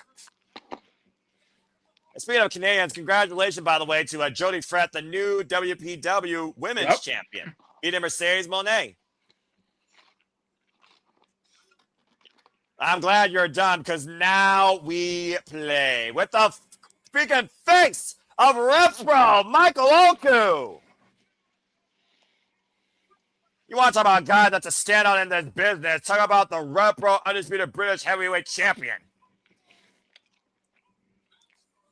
Master of the half crab, king of the half crab, might I add, as the name dictates. I kind of wish Amira, is it Amira? Yes. I wish she was with her, but I think she's on the indies. I'm about to say, Amira's doing her own thing. Let's just call it what it is. Yeah. Of course, been involved in Rev Pro, and we've also seen him in AEW, even challenging Kazuchika Okada for the Continental Championship. Previously now a 2-time Rev Pro Undisputed British Heavyweight Champion, last run for 216 days before he lost it to Ricky Knight Jr. And here's the name I fly away here in a long time again. Shout out to OVE, Ohio versus everything, for representing Wrestling Revolver, Jake Crist. I love how they just did that. I didn't notice it till now. The fact that they're saying that Bobby Cruz is saying, that's right, wrestling out of representing insert promotion here, as we talked about before, it is an inter-promotional showcase here at Global Wars. Shout out to Revolver getting that shout out. That's huge, no? Yeah, absolutely. And shout out to GCW, because here's the name you might know, and I believe they're going to be involved tonight on Last Call. Daisuke Sasaki. Bit of a wild card here, in my opinion. Let's see where. And of course, coming out from DDT. Daisuke Sasaki. This was another person, by the way, that has been very familiar with another name you might know, the Alpha Kanose Takeshika. They've trained together. Really? Yep. Daisuke Sasaki, by the way, of course, has been the KOD 10-man tag team champion currently and is the 040 champion and previously a 3-time DDT Universal champion. As we have Brett Banks looking to make money moves here tonight for Maple Leaf Pro Wrestling. Brett Banks. One of the bright young up-and-comers looking to make a move here tonight in Maple Leaf Pro. And speaking of bright up-and-comers, and it might be inevitable before they're champion again, representing AEW and the Bang Bang Gang, Ace Austin.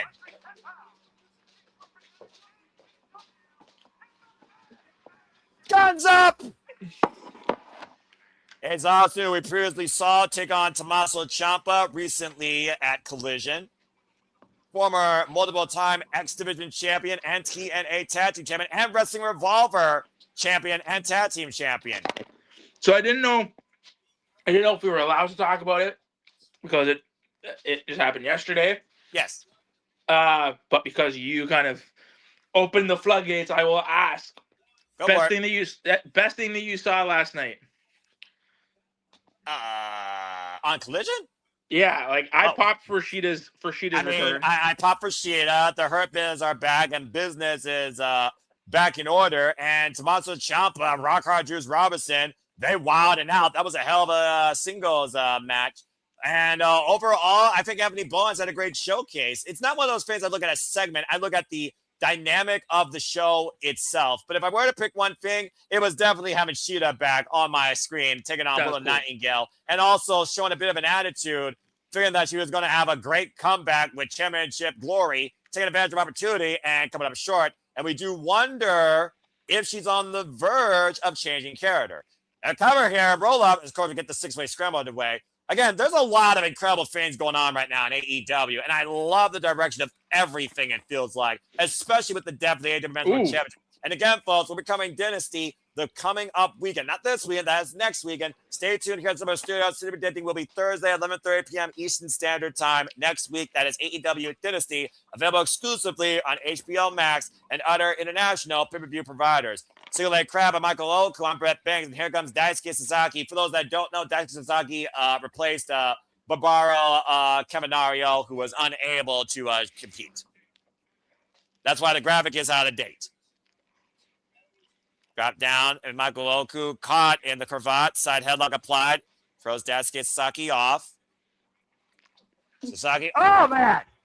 Big spear on Oku. Okay. I mean, Daisuke Sasaki, you're not that familiar with this gentleman at all, are you, Nick? No, sir. Great offense, though, by Jake Crist out of the corner because the cover Lyro press, and here comes the push-up champion. I'm not going to say all four of his names. You can forget that shit. Oh, jumping elbow strike, though. Jumping back elbow. Not bad by Mr. Clark. Ace Austin, though, rolls in. Drop toe hold. Caught with a kick to the back of the head. Now looking for maybe the Maki Straw Cradle. Roll up. Cover. Gets a 2 count. Drop kick. Shotgun dropkick, excuse me. Once held as inevitably could have been the youngest TNA World Champion of all time, has been compared to the likes of phenomenal AJ Styles. Dude, I'd love for Ace to go. Whoop. I think we've gotten enough time. Oh. I would love to see Ace go on his own and really challenge for the TNT title. And about to say, well, Kyle Fletcher, of course, Kyle Fletcher is out on injury right now. We wish him the best and hope he gets well soon. As if you saw that match a week ago on Collision, he was hobbling during the duration of it. Yeah. Oh, man. Wrecking ball drop kick by Mr. Clark, who skins the cat and goes up and over with a plunger. Wiping out Ace Austin on the floor. Fires flying everywhere. Of course, the only way this match ends via pinfall submission inside the ring. Caught with a blind drop kick from behind. Baseball drop kick by Daisuke Sasaki, who looks to fly with the tope suicida. Good grief. Mamma mia. Oh, man, it feels good to freaking hear that. Uh-oh. And Michael Oku might be looking to get ready to fly. He's revving up the engine. How fitting, talking about Rev Pro. Look into the outside. Oh, Jake Crist beat him. Beat him to it. Oku's like, what what are you the gonna fuck? do? What are you gonna do? I mean, again, you take too much time, someone else is gonna, pull the trigger first, especially the 6-way scramble. Now both men standing on the apron. Jake Crist and Michael Oku, dangerous territory here. Again, everyone's legal at once. The only way this ends will be a pinfall submission inside the ring. And oh, no. Looking for the power driver on the apron. Able to hold on the second rope to prevent certain disaster. Now trying to hoist up Jake Crist on the shoulders. Trying to fight out here. Very precarious situation. Wait a minute. Brett Banks. Brett Banks with the double drop kick. Wyman Boltman out on the outside. Now Brett Banks might be looking to pick up speed here. Whoa, Ace Austin now back to being inside the ring. I like this matchup. Up and over, leapfrog, backflip, drop kick, catching Ace Austin. Brett Banks showing out here right now. Calls himself a one-man dynasty. Also aligned with who we're talking about in our main event later on, Sheldon Jean and his tag team partner. Brett Banks, by the way, is a bit of a freelancer, folks. Still very young to the Toronto area, but actually has quite a veteran out here. 20 years involved in this game. Trained out of Team 3D Academy by Bubba Ray and Devon Dudley. It's Austin now jumping into the fray. Good grief, charging in right now. Daisuke Sasaki, Ace Austin, and Jake Crist. We got half the field inside the ring, Nick. Sasaki doubled over up in the fireman's carry. And what is Ace doing? I don't know. Are you kidding me? Look at those quads. Look at the strength of Ace Austin holding up 2 men at once on the shoulders. And really squatting with the 2 men. Oh, a drop kick by Mr. Clark. Ace has a good squat. Listen, there's only one man that I know that is better than Ace. And who's that? Mr. Colby Carino. If you're watching this, buddy, he got nothing on you, buddy. He got nothing on you. Yeah, Brett Banks pressing on Ace Austin with the push-ups here, trying to talk about his push-up championship accolade. Oh my God! Head kicked off of Michael Oku. And Daisuke from behind takes Oku out. You're sleeping on the couch. And right now, Ace Austin, rising knee, high kick, rugs Daisuke Sasaki. Brett Banks now back in. Waistlock applied, thrown off in the corner. The six-pack scramble, fast and furious. Oh, man. Ooh. Just dropped Ace Austin. Oh! The cycle knee there by Brett Banks. Now, Jake Crist. Or excuse me, Mr. Clark. High kick there by Jake Crist. Again, when you got 4 names, you're not going to be named correct. I don't care who you are. Wow, God, what a power slam. Clark cover. And Daisuke breaking it up. Now the double underhook. Pedigree. That's hard. Sasaki follow-up front kick. It's a game over by Mr. Clark. It's hard to call a match like that. Oh! Exactly. Not Mitsika. Crossface applied. As Sasaki looking for the submission, what the hell is Ace doing here? Kevin Wolfman in a Moonalock. What the hell? Who's gonna? What are they gonna do? Oh. Well, I guess you'll never know because Michael Oku stopped it with a double stomp. Innovation there amongst all three, and Michael Oku bringing up the fray. And now Oku looking to take advantage. Now we play. Looking to step over. Ace Austin kicks him off, though. The swing and miss. Ace Austin. Oh, man. Watch that Oku. Big lariat. Big lariat. That's Sasaki now in the fray. And Ace Austin take control. Rising knee. Inside. Russian leg sweep. With a match like this, it's so refreshing to hear Mauro Ranallo's call. Energy. Yeah, like he's on it. You can see that he's on it. He has. There's the reason why he and JR are my biggest inspirations in professional wrestling. Now Brett Banks looking to show like he's money. Corkscrew cross body out of the corner. Give me Mauro on Collision. Mitsunoka driver with Michael Oku with the crucifix too, and Oku almost stole it. Give me him give me Mauro on Collision. I completely agree. Pushed off, but not to begin as Oku. Oh man! Near the head of Brett Banks. Oku off the top rope moonsault. Oku perpetual motion here. Frogberry flopped Ace Austin Deathsong in the outside. Let's go, Oku. Holy Oku indeed. Unbelievable athleticism here and spring in his young step. And again, right now, we only have Brett Banks and Oku in the ring. Jake Crist now might be looking to join the fray. Oku to the top rope, though. That is going to be a hell of a flight. Oku's another guy. Him and Sosa are just like, I can see them being future stars. Ooh. Yeah, I'm about to say. Looking for that slice. Brad out of the corner. It sends Oku up and over. Front face lock applied by Jake Crist. Fisherman. Oh! Fisherman driver. Oh, man. 2 count only. Wow. And right now, Jake Crist in the driver's seat, isolating the former 2-time Red Pro Undisputed British Heavyweight Champion, Michael Oku. And right now, Brett Banks just lunging in, taking out the base from Jake Crist. Still anyone's game here at this point, though, as we got Mr. Four Names back in. And Michael, Richard Clark, Brett Banks. Michael Allen, Richard Clark. Oh! Bhupinder bomb, but didn't go for the cover. Pin. You can Ah, damn it. Well, What at a least I got dick. one tonight. You know what? I'll probably get one tomorrow when I call Gnozzi to catch up for Shota Umino on Sakura Jazz. So stay tuned, folks. I'll be calling that live in some of the studios. And right win. now, By Brett, yourself? probably. I mean, it's 2:30 in the morning, Eastern Standard Time. Buddy, It doesn't matter to me. It doesn't matter. And right now, Brett Banks up to the top row, trying to do what does matter for the win. And look at the fly. Oh, my God. Oh. Crowd's going to cover Miracle Legend 2. Oh, wait a minute. And right now, Michael over Spitland Frog Splash. Cover on Jen Crist. Oko with the win. Nice. There you go, Oku. Woo. Like I said, man, Oku and Sosa, those are like the futures of the business. Yeah, about to say, this match kicking into overdrive. There was no let up across the entire field tonight as Michael Oku found the moment needed to pick up the win here at Global Wars Canada. Great six-way scramble, though. So good. Very good. Everybody showed out here, even Mr. Four Names.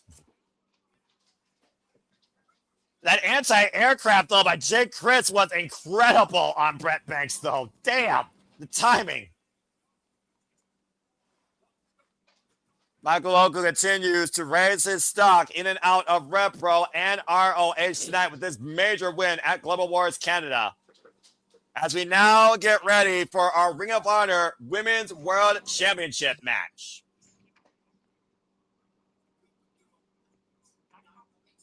Ooh, this is a hell of a video package.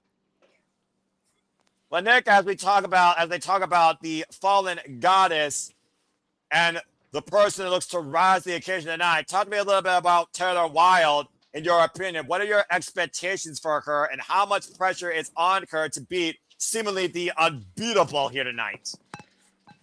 Sorry, you said Taylor Rising. Yeah, dude, I'll say I threw you up with the name. Oh, because you said Taylor Wilde. Botch. I said Taylor Rising, dude. If I sounded like I said Wild, I said Rising. I thought I heard Wild. No, Taylor but Rising. shout out to another great Canadian. But continue. Yes. Anyways, Taylor Rising.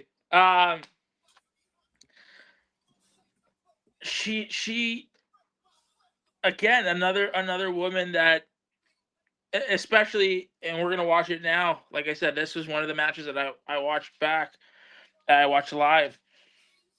She fucking dude, she hits hard. Like she's in there to wrestle. She's in there to beat your ass. Like she's not out here to pussyfoot around. You know what I mean? Ooh, that's a bold statement. Yeah, like again, she's got the moves. She's got that presence. Another young star coming up that I think is going to be a big deal, and getting this spot with Athena, it really opens your eyes once you see this match. It's going to be a good match. The standard versus the self-proclaimed standout. As we saw earlier, Chris Chambers, who has been heavily involved in training young Taylor Rising, looking to become the new face of ROH. But truly, can you beat forever, as the fallen goddess has been champion now for over 1,100 days. Forever is not forever. All things have a deadline, but it's Taylor Rising the one to rise to the occasion and upset Athena tonight. That's a high bar. And again, this will be their second ever singles encounter. Taylor Rising has grown and risen since their first encounter in 2023, but so has Athena, as the Ring of Honor Women's World Championship's on the line. So in our lists that we did on the shenanigans, I wanted to put Taylor in so bad. Like I think she was it was really her and so in my list I had my 9 names, and the last 2 names that came down to it was her and Shazza McKenzie. And I mean, I think like they were neck and neck. I would take either or. A young standout, like you talked about, of course, here in Canada, Aubrey Edwards, by the way, the official for this contest. Taylor Rising's only been involved in the business for 6 years.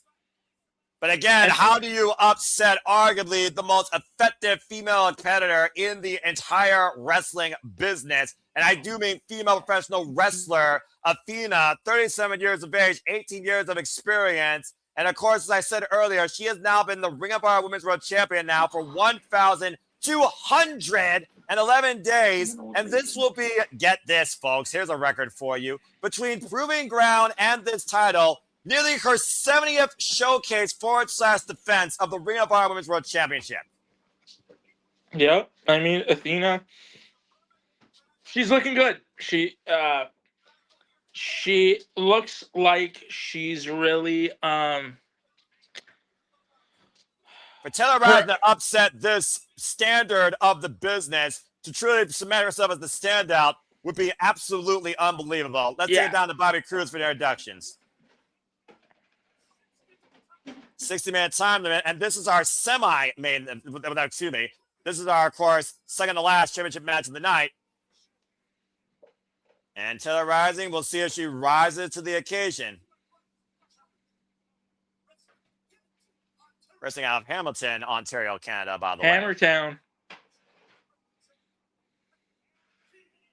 Remember seeing Taylor Rising previously involved in exhibitions, of course, in TNA. She's also been involved in the ring with the likes of Giselle Shaw and Josh Alexander, in and out of Super Kicked and NWA and BCW.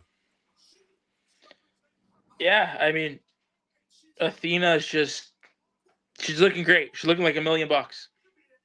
Maya World, Persephone, Harley Cameron, Alex Windsor, La Catalina, Mina Shirakawa, Hikaru Shida, Kiera Hogan, Diamante, Marina Shafir, Vert Vixen. Only a few of the many victims of the fallen goddess during her ever run as the Ring of Honor Women's World Champion since she beat Mercedes Martinez at Final Battle 2022. And let's not forget, like, this mean streak that she's on all started from people thinking that she shot on Jody Threat. Like, that's really where Athena's attitude came from. Like, it's crazy to see how far she's come. And talk about the wild child, the freaking wild child of the business, I would say has definitely been Athena, because that violent, aggressive edge has led to this virtually unstoppable run of dominance. To your point, the only blemishes on her record in the last calendar year alone was against Timeless Toni Storm at Forbidden Door for the AEW Women's World Championship. And as we saw recently at the New Beginning, she lost against Shuri for a chance, of course, at the NJPW Strong Women's Championship, and went to a 10-minute draw against one of her own students, Maya World, in the Proving Ground. But regardless, she has yet to be upset here in Ring of Honor. Ring of Honor is truly her house, her show, her domain. And until someone takes that title, that is not going to change. And I just don't know if Taylor Rising is able to rise to the occasion. Oh, God! As I say that, she gets knocked the fuck out with an elbow. Damn. You might be tough, you might be young, but I don't know how tough you are to take that and come back fighting the same way. Sheesh. And right now, weights like applied by Taylor Rising, looking to take advantage of Athena, who was gloating in the moment there. And if there's one Achilles heel to Athena, it might be that level of confidence she has in herself. Take over to Harris by Taylor Rising there, taking Athena up and over, now falling up here in the corner, jumping in. And you got to be the aggressor here against Athena, especially in the early going. You can't take Athena lightly. Taylor Rising can make her international stock known with a win over Athena tonight and claiming the Ring of Honor Women's World Gold. And we've seen Ring of Honor championships taken to other promotions before in the past, whether it was Stardom or whether it was CMLL. Maya Iwatani once held the Women of Honor championship against Kelly Klein, the gatekeeper in the original class of Women of Honor. Champion able to get her hands up for the most part against that Tiger Feint kick. I don't know what the area code is, though, in Windsor. Now calling the crossbody. Uh-oh. And Athena, again, that's all it takes for her to put the match back in her favor. Sending Taylor Rising into the barricade. It's one thing to go fast and furious. It's another thing to outpower Athena. Yeah. Athena, ever since leaving WWE, leaving the Ember Moon moniker. She's a completely different person. Yeah, but it also seemed like we said, you talked about Taylor Rising and how far she has risen, pun intended, to the occasion. Again, like I talked about earlier, this is not their first ever one-on-one encounter, but the last time Taylor Rising shared a ring with Athena was during AEW Dark Days in 2023. And we've seen the evolution of both these incredible athletes. Yep. Athena again, though. Oh, man. Here's the midsection. Now the cover, a hook on the far leg, and a 1 count. Great defiance here shown so far by Taylor Rising. What does it say about Taylor Rising kicking out at 1 here still at this point, based on the aggressive nature of Athena since the bell run? Do you think Athena is surprised at this point? Do you think that she is at all frazzled? Do you think that she's underestimating Taylor Rising's potential here? No, it's one thing I to face an opponent for the first time. It's another thing to face an opponent 2 years later. Yeah, I think she's right now. Athena is just toying with Rising. Oh, God. Kind of having her way. Like a freaking lion playing with her meat. Yeah. Now hoisting her up for the suplex to the Rising, trying to fight back though. Still, oh wait a minute, roll through inside cradle cover, and gets a 2 count. Great balance. Oh man, and caught with a drop kick, and the nip up by Athena. It's explosive moments though by Athena that make her so dangerous. And right now, just fish hooking Taylor Rising's jawline. Again, though, Taylor Rising needs to find a way to break the grip of Athena, now trapped in the body scissors. Putting that tight grip around the challenger. Aubrey Edwards in per position here. Taylor Rising still finding back, though. Back elbow strikes to the rib cage of Athena. The cover, push back, and a 2 count, forcing Athena to break the hold. Oh, gosh.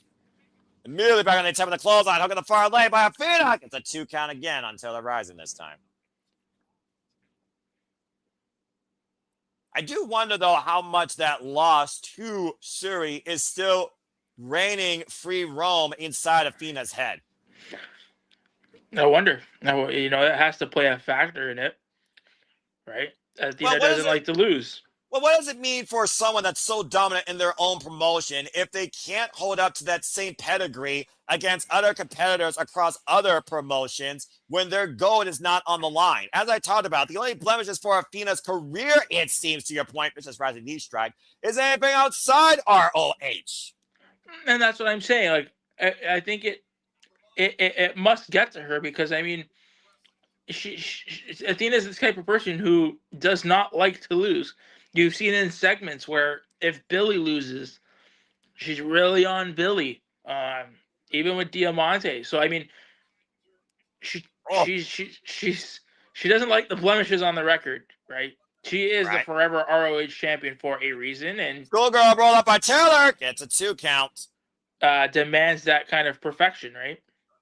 Yeah, perfection is a high standard to keep up with, let alone keep up with over a standard of years without a part-time schedule as well. And right now up in the fireman's carry, electric chair position, Taylor Rising, going to trouble, trying to fight up Athena here. Victory roll, cover, shoulders down, and gets a 2 count. Oh, and a double stomp to the midsection.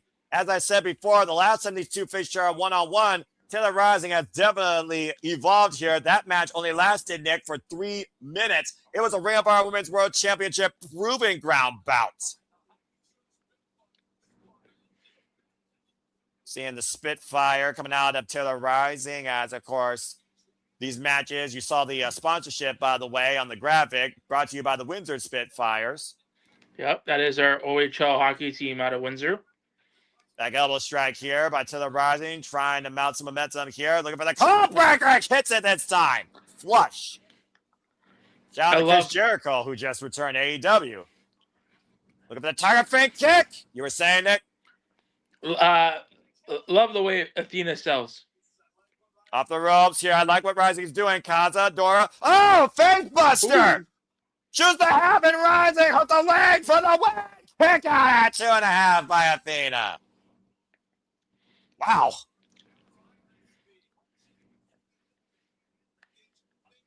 Great fortitude being shown here by Taylor Rising. And again, I talked about the pedigree, the pedigree of history that Athena's made. She's outlasted the longest run of Samoa Joe, Bryan Danielson, Nigel McGuinness, men that were the standard bearers of Ring of Honor. Athena has eclipsed, pun intended, all of their greatest runs and accomplishments. Pushed off here, kicked to the midsection by Taylor Rising. Now looking to hook Athena again, what she's looking for here. Looking for positive pedigree. Can she double hook the arm? Nope. Athena able to break the grip. Oh, sweeps out the leg. Side knee to the head. Athena scouting Taylor. Just running over her with that short-range clothesline. Now, what is this?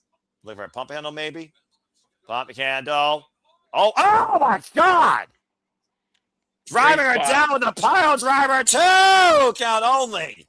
Pump handle to a tombstone pile driver, Nick. That was a great spot. But again, though, this is what I talked about. You talked about, again, that pedigree of perfection that Athena wants to hold herself up to, arguing with the official. These moments of weakness and doubt in Athena could literally lead to Taylor Rising taking advantage here. Yeah, and this is why I said, I was so impressed with Rising is she's hanging in there. Like she's not giving up. Again, Athena was looking for the old face. Now their plan's just insulting her challenger, paint brushing her, and just giving her the riot act. Oh, jeez. It's freaking mental warfare right now on the Ring of Honor Women's World Champion. On full display here. And nothing against the rules at this point. It's just literally fueling your own ego and just boosting that level of confidence and trying to really breathe fear into the challenger. Taylor Rising showing no signs, though, of let up. And again, Athena losing her footing here. Instead, Rising catching her on the ascent and goes up to the high-risk district inside second. And what the hell is Taylor Rising possibly looking for here? Hooking Athena, front face lock applied. Possibly for a superplex. Catching roll the cover, hook the front leg, and kick out at 2. Dead center of the ring as well. Sunset flip, roll through. Athena rolls through, though. Taylor Rising. Oh, man, follow through with the DDT. Mm-hmm. Cover, hook the far leg, kick out at 2 again by Athena. Woo. Taylor Rising needs to keep up this offense, though, Nick. To your point, stringing these moves together, but giving these moments of pause and clarity for the champion to regroup is not going to play in favor of the challenger. Irish whip now in the second row. Athena, oh, man, runs into the boot. Athena right now stunned and might be looking for sunset flip powerbomb code red 2. Oh! I thought from all that's going to be a Panama Sunrise instead. That was a straight-up springboard code red. Yeah, told you. Taylor really stood out in this match. About to say the hops on Taylor rising far and above their first encounter in 2023, far more than proving something tonight. Looking to accomplish the greatest feat in her career. The crowd's trying to believe in it. Now looking for the pump handle. I'm not sure what Taylor Rising is looking for here. I haven't seen her use a pump handle before in her career. And again, Athena stopping the foot of Taylor Rising, swinging a miss, waistlock applied, German suplex. With the release, rolling elbow. Athena, though, catching her. Saito by Athena. Great counter move there by the champion. And might not. Oh, you have got to be kidding me. We got some sweet chin music coming in the building tonight. Tuning up the band. Oh, boy. And this might be a bittersweet symphony for Taylor Rising if she doesn't block this shot. Catch the leg. Rising blocking it. Oh, and catch her with a discus elbow. Taylor Rising right now. Up the roads. Pop up. Powerbomb by Athena. Rolls through. And now. Oh, God. Float over into the Koji clutch. Athena's looking for the submission hold here. We've seen her imply this move against lights of Billy Starks and for 70, and that is it. Nowhere to go. Fully trapped. And Athena retains the Ring of Honor Women's World Championship. Yeah, what a good. That was a real. Like I said, I watched. It was a really hard hitting match. Woof. Rising did a great job, I thought, in there. Yeah, no kidding. But again, 35 alone outside proving ground, Nick. 35 now. Championship defenses successful for the fallen goddess, Athena. Is there anyone in the world that could beat this person for the Ring of Women's World Championship? And it looks like Taylor Rising is going to get a forceful code of honor. Oh, come on, this is unnecessary. Oh, all right, well, that's respectful. Oh, come on! Unnecessary, unsportsmanlike conduct. Leave it to us to give more respect to the challenger than to the champion. But like you said, Nick, when you're that perfect, I guess you have that right to be that selfish post-match. And I mean, hopefully we see a supercard who can stop Athena. Well, who the hell you put against her on that card if that's the case? I mean, we've seen her kill Canadians, Joshis, AEW, ROH alumni, rising stars. Everywhere, worldwide, no one's been able to stop Athena when it comes to relinquishing her of the Ring of Honor Women's World Championship. I don't know, man. I don't know. Well, meanwhile, as we got a moment to breathe, I just want to remind people again, thank you all for tuning into this special coverage of Global Wars Canada. I hope that you all are enjoying this as much as we are for ROH and MLP collaborating here, as Scott D'Amore, of course, has given us this groundbreaking announcement on what Maple Leaf Pro is bringing to professional wrestling on the Canadian scene. As, of course, Nick talked about earlier, coming this July, stay tuned for further mayhem as Maple Leaf Pro comes to TSN. Congratulations again to everybody involved in that accomplishment, as these incredible wrestlers, male and female, will have a bigger stage nationwide to present what they bring to the business. Maple Leaf Pro comes to TSN in July with mayhem. Congratulations again to Scott D'Amore. And again, thank you all those that are tuning in right now to this live special retro watch along. As we do this for all the biggest shows, specials, previews, and PLDs across all things professional wrestling, WWE, NXT, AEW, TNA, ROH, MLP, GCW, HOG, Independent Promotions, and Japanese wrestling coverage. We got a ton coming up, of course, during WrestleMania week as we are on the doorstep of the greatest week of the professional wrestling business every year, where everyone will be seen. And I hope that you all stay tuned for further coverage and join us along for the ride the entire time. And good to see, of course, standing in the chat, Mercedes Moné has to be the one that can truly actually dethrone her. That is, if they haven't had a title match yet.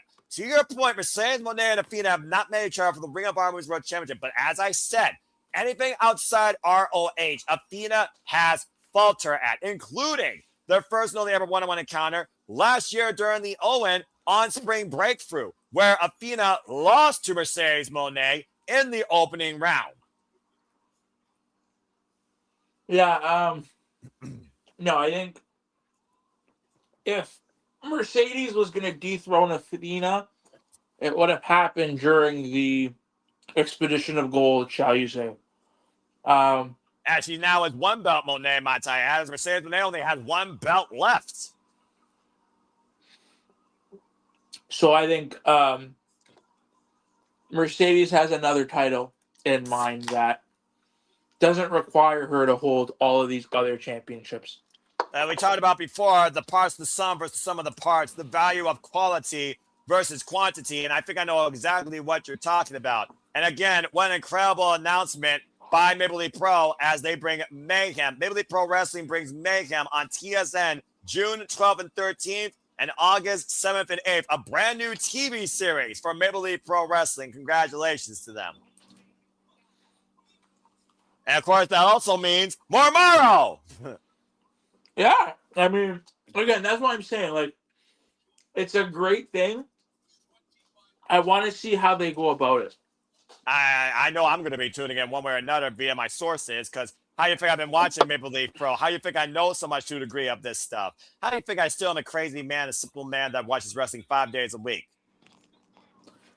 As we are getting ready for what is going to be a marquee match of the night with a classic rivalry of Renaissance, and both men rise to the occasion and only bringing the better out of each other time for Ricochet versus Rich Swann. And Nick, believe it or not, somehow in these men's career, this will be their 75th matchup in some capacity in their wrestling careers. Yeah, I mean, we've seen these guys go back from the days of Jesus, before the days I don't know about that far. of WWE and them being in the Cruiserweight Classic and whatnot, right? Like, it's interesting to see the parallels of their career, where they've kind of gone. Rich Swann in TNA and Ricochet in AEW. So it's interesting to see where their careers have taken them. And to your point, Nick, the last time we covered them, ironically enough, was their last singles encounter back at FSW Mecca X Benefit for Bay back in March last year, and Ricochet won that night. Uh-oh. Time to party, actually, Rich Swann. Can you handle this with the former TNA World Heavyweight Champion? I like this music. I gotta say, maybe the Pro got some banging tunes, by the way. I've been listening to their tunes. They got some good music. Everyone right now just jamming to Rich Swann here tonight. Bringing the shades of pop, Daft Punk, synthwave, and Lionel Richie with this mood.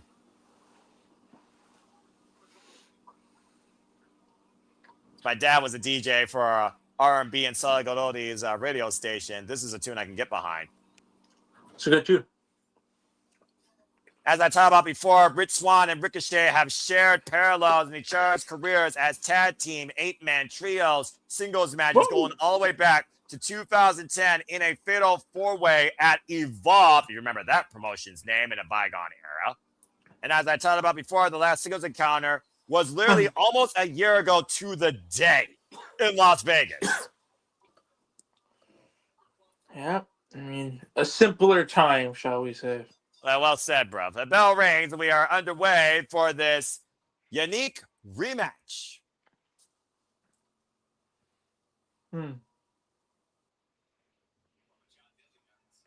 Yeah, see how these two measure each other out. The last time that Rich Swann beat Ricochet in one-on-one action.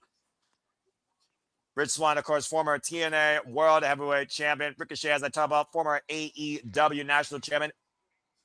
NXT North American Champion, King of the Indies, former participant in the Best of Super Juniors. I don't believe, by the way, that Ricochet has lost to Rich Swann yet in singles action in their respective careers, because believe it or not, despite the fact they've met each other now over 74 different previous encounters, they've only had like literally a handful of singles matches. And I think Ricochet has won each and every one of them. Really? I believe so. I believe this is actually their 4th or 5th singles encounter. Okay. Of course, Ricochet, we talked about the pedigree of his career as we talked about not just with AEW and MyXT. He also is a former WWE Intercontinental and United States Champion and IWGP Junior Heavyweight Tag Team Champion alongside Ryusuke Taguchi and Lucha Underground Champion, if you remember Prince Puma. Calling him a tab here in the early going. Oh, Jesus. Prince Puma is a...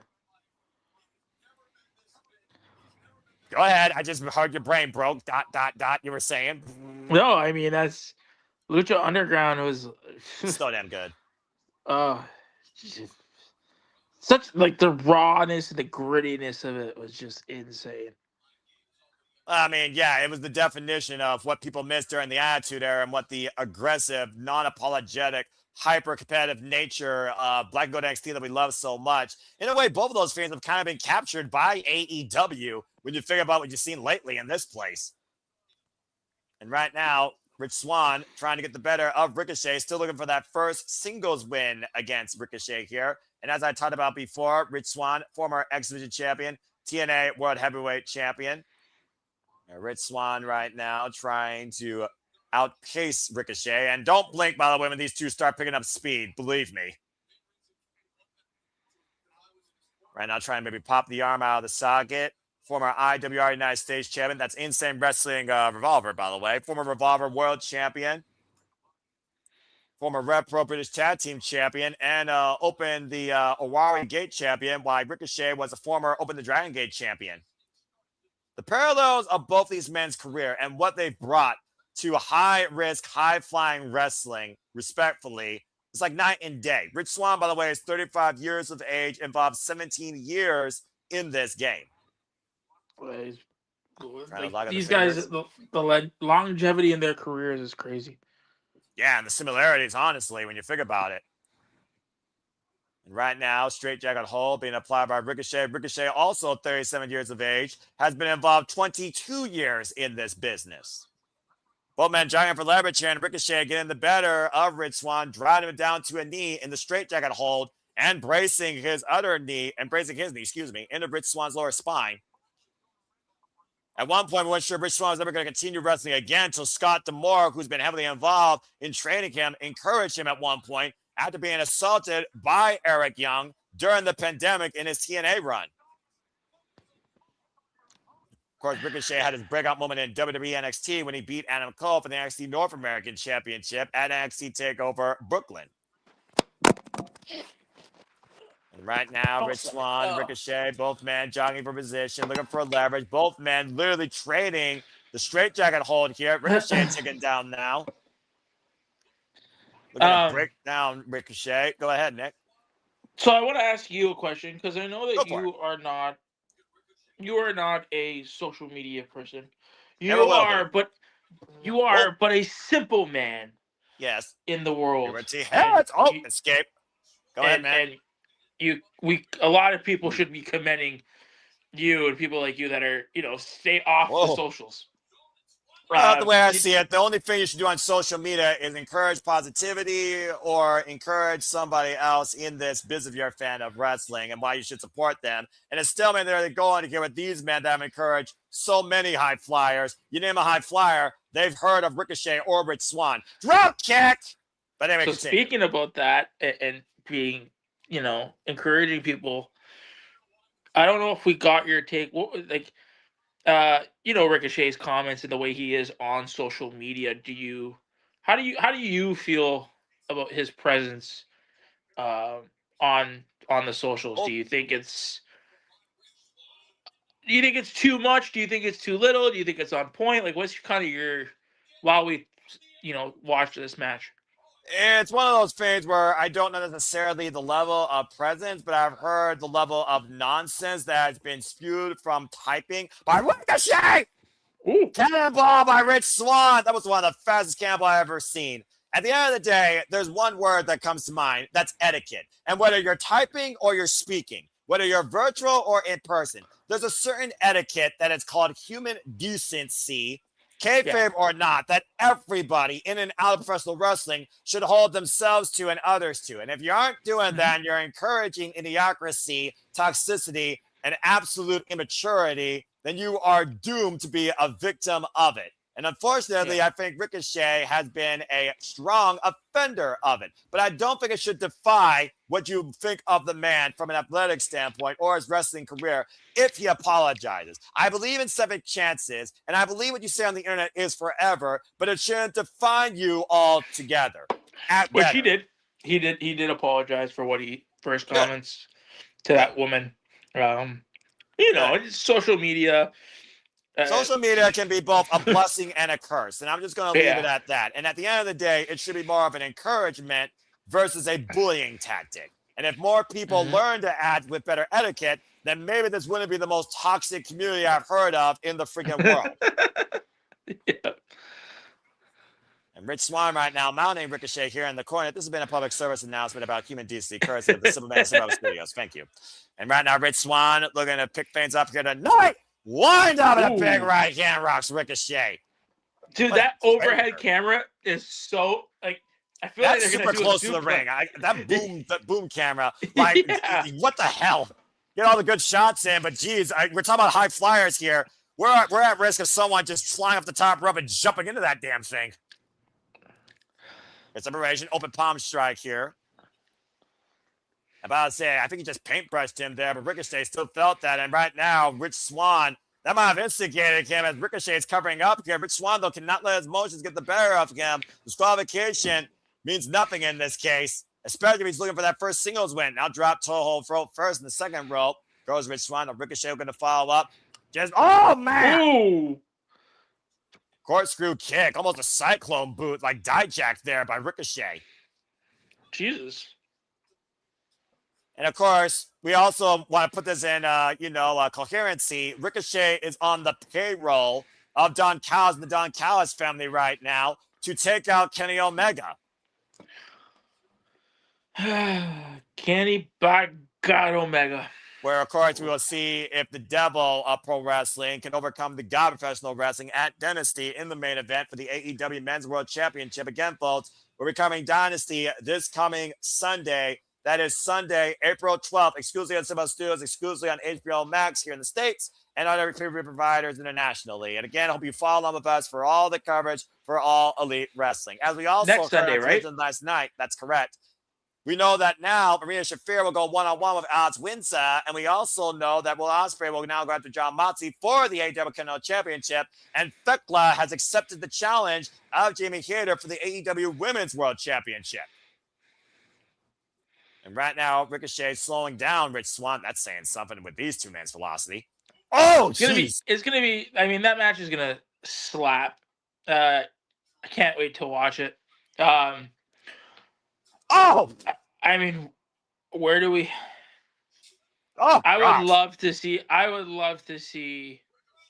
And this is a fever dream. Ooh! What the hell? He literally planted him. Look at that implant in the matchstick. That's crazy. Damn. Damn. How about leaving a mark? Anyway, continue. No, Wow. I would love to see, and listen, people, that same circle of IWC that we're in called everybody crazy when they said Jericho is coming back.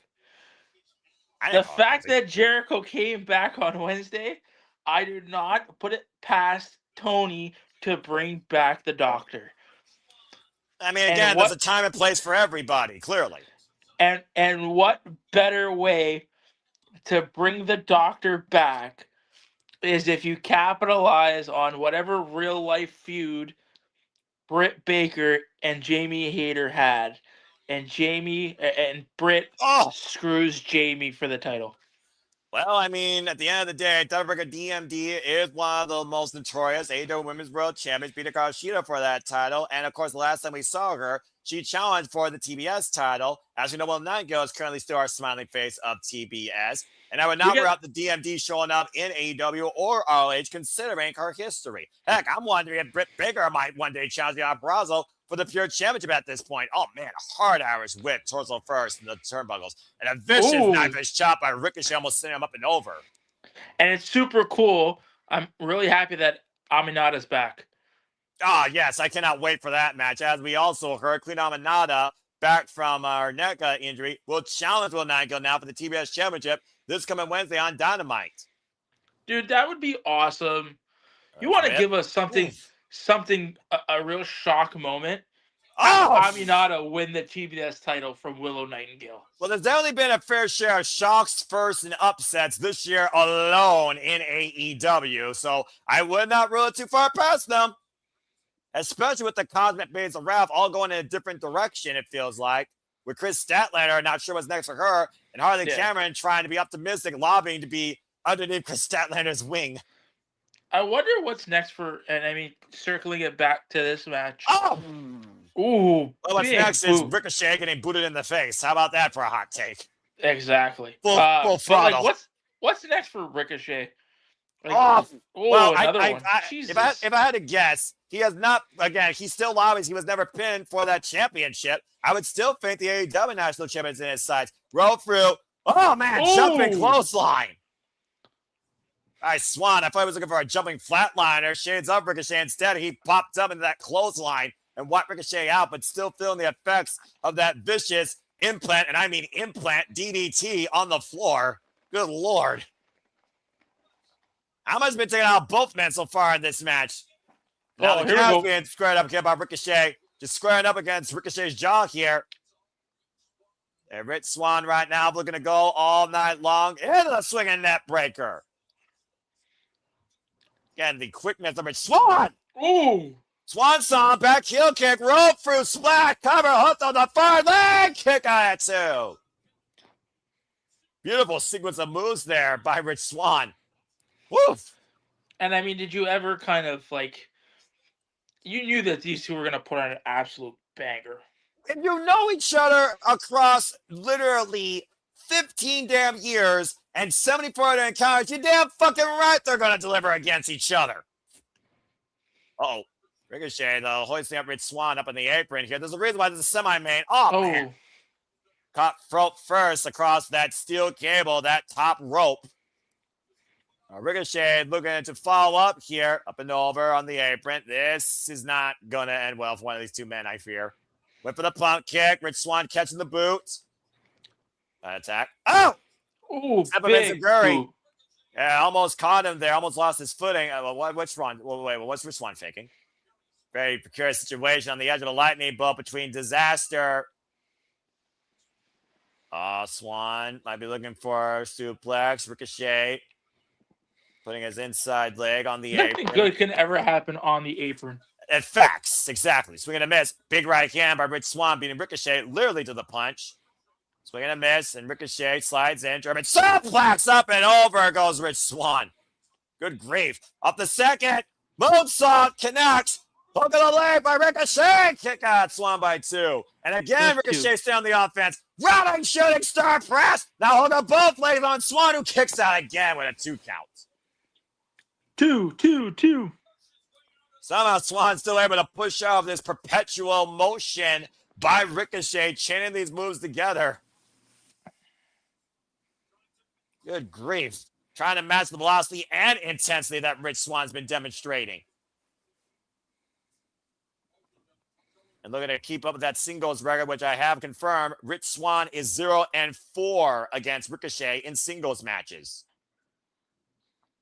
Again, just trying to instigate Swann here with the boost side of the head, knife edge chop. Of course, we know Rich Swann will be heavily involved, I'm sure, during WrestleMania week, probably in and out of FSW and MLP, at least.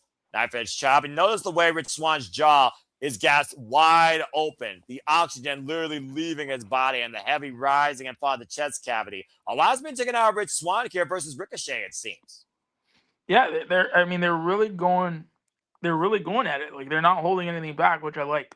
I wouldn't expect anything less with these two. Whoop.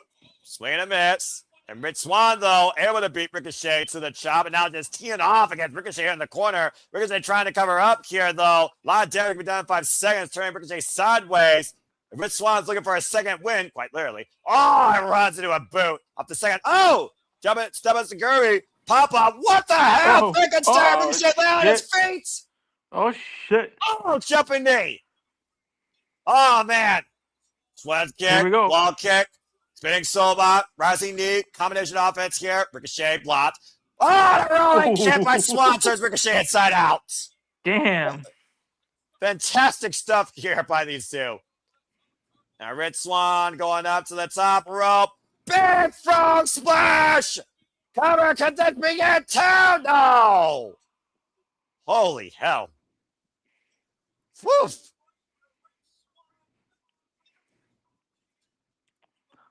That was a great sequence. Yeah, about to say, I hear you just freaking speechless, Nick. I was waiting for you to respond after that sequence. These guys can do such amazing things that you'd never think of. Like, I could never do half the shit that these guys are doing. Right?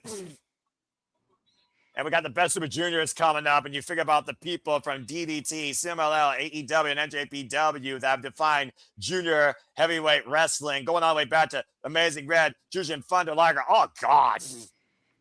Just a stiff kick to the chest. Hiromu Takahashi. Canadian greats, of course, that have defined the X division, a division about no limits, such as P.D. Williams, Shane Douglas, and again, just another round kick to the chest, and Ricochet now asking for it from Rich Swann. This might become a test. This might become a battle of attrition here. Now Ricochet fired up here. Knife edge chop, and you see the sweat flying up both these men's chests. They're going crazy right now. They're going strong style here, and Rich Swann just got clocked. A staple of New Japan Pro Wrestling. Oh boy. Rich Swann is not going to take these insults by Ricochet, though. And Rich Swann right now, the blood rushing here, the adrenaline pumping, and both these men exchanging here. Vicious forearm right in exchange. Someone's got to give him what feels like a hockey fight. Wow. Ooh, big slaps, big slaps. We got a firefight here. Here we fucking go. Kingston gear. Big right hand by Rich Swann. Another one connects. And Rich Swann following up. A referee thrown into the way. Come on. Oh, I caught a rolling elbow. And Ricochet with a combination now. Ferocious offense here. Northern Light suplex, fold over. Maintains the head control. Up and down. Swivels the hips. Uh-oh, reversal. Hoisted up positive for vertigo. Is it enough? And no. No. Keep Wow. going. Ricochet thought he had it there. I thought he did there for a moment as well. Just driving Rich Swann down after already driving him down the back of his head and neck with that suplex takeover. Crowd chant, this is awesome. First time we've heard that tonight here at Maple Leaf Pro Wrestling, Ring of Honor Global Wars, as Ricochet might be locked and loaded with the spirit gun. Yu Yu Hakusho represents. Slide, swing and a miss. Nope. Rich Swann, though, catching him. Poison Poison Rana. Rana. And where Ricochet ends the limit zone. Watch out with a rolling lariat. Hoisted up, fireman's carry. Death Valley driver. Covered by Ricochet, and Swann kicks out again. Still not enough. The vertical wasn't enough. The Death Valley driver wasn't enough. But the Spirit Gun might be enough. And Ricochet, bang! Wiping out Rich Swann to cover. Ricochet wins again. Wow. What a match and a fucking win. Oh my goodness. They honestly left everything out there. No room for Everything, including error. the kitchen sink. Good grief. They did a really good again, just left everything out there. An amazing match by Rich Swann and Ricochet as Ricochet keeps the streak going 5-0 in singles against arguably his most equal in this business, if I'm being honest, Nick. Yeah, I mean these two are kind of Woo! they're on the same level. Like it's crazy. Again, you see the way their careers went in different directions. So the parallels, though, drawn with both men, the velocity, the 100%. ferocity, the intensity, the absolute strong style affair, taking it to another gear as this match continued to escalate, and everybody pulled out the stops and then some. But the Spirit Gun finally wiped out Rich Swann. Like I love Mike Santana, don't get me wrong, but I mean TNA should have absolutely built their roster around Rich Swann. Mike Santana, I mean, he was born nasty, and Ricochet was born fearless, clearly. Nonetheless, a hell of a win here tonight at Global Wars Canada for the King of the Indies. Good Lord. He is in demand. And when you're in demand, you know what you get. As, of course, we look towards the future of ROH and the continued shifting landscape, as we talked about earlier, it is one of the biggest shows of the calendar year. It is a standard tradition for Ring of Honor, as we talked about before. Again, folks, we'll be covering Supercard of Honor. That will be Friday, May 15th from Salisbury, Maryland. Again, stay tuned for our coverage here at the Sumo Studios and the start of the ROH League, Ring of Honor Supercard of Honor. I cannot wait for this show. And beginning this Thursday, Ring of Honor Wrestling returns at a new time now, 8 p.m. Eastern Standard Time, exclusively for Honor Club members. Interesting. Okay. But coming up, out of an incredible night, we saw Taylor Rising rise to the occasion. Athena retained the Ring of Honor Women's World Championship. We saw Big Al, Alex Crowley, stir it up and nearly give us a recipe for success against Red Velvet for the Ring of Honor Women's TV Championship in a pure classic with Deonna Purrazzo overcoming Micheal Shaw, Trevin both farms in their masterpiece, the Venus de Milo. We saw a six-pack scramble where Michael Oku rose to the occasion. Rohan Raja escaped with the champions Grail against Stu Grayson. Eddie Kingston and Ortiz beat Adam Priest and Tommy Billington. And we just saw a clinic with Ricochet beating Rich Swann. It all comes down to this. Time to make history. Time to crown the first ever MLP Canadian Tag Team Champions. And coming out first is one half of the Skyscrapers, and I do believe still the MLW Tag Team Champions, Bishop Dyer, teaming up for the first time ever alongside the Supernova of Pro Wrestling Noah, the Prince, Kaito KiyoMiya. Kaito KiyoMiya, no stranger to Maple Leaf Pro Wrestling if you follow this company as long as I have, and also no stranger to Tag Team Gold and the youngest ever GHC Heavyweight Champion. These two teaming up for the first time ever, Nick. Of course, we're seeing the Good Brothers in Pro Wrestling Noah as well, recently confronting Kaito KiyoMiya and, of course, his faction, Rebellion.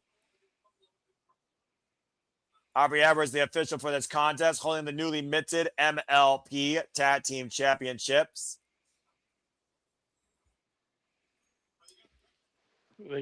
The Gates of Agony. Is that who you got your money on this match, Nick?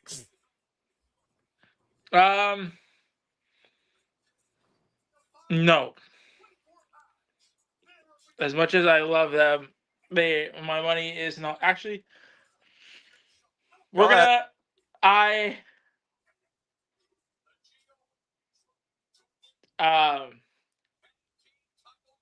just gonna do this, and that's it. I'm about to say, that's too sweet. Well, I mean, again, the Good Brothers, they gotta be favorites here. Everywhere they've gone, they've been tag team champions. They are also the most established tag team across the entire field, whether it was Noah, WWE, NJPW, you name it, they've held gold there. TNA Impact Wrestling, you gotta consider the Good Brothers your first ballot picks. As soon as this match was announced, it's like the Good Brothers are gonna win this. Let's see if I'm right. Although I am curious about this duel here.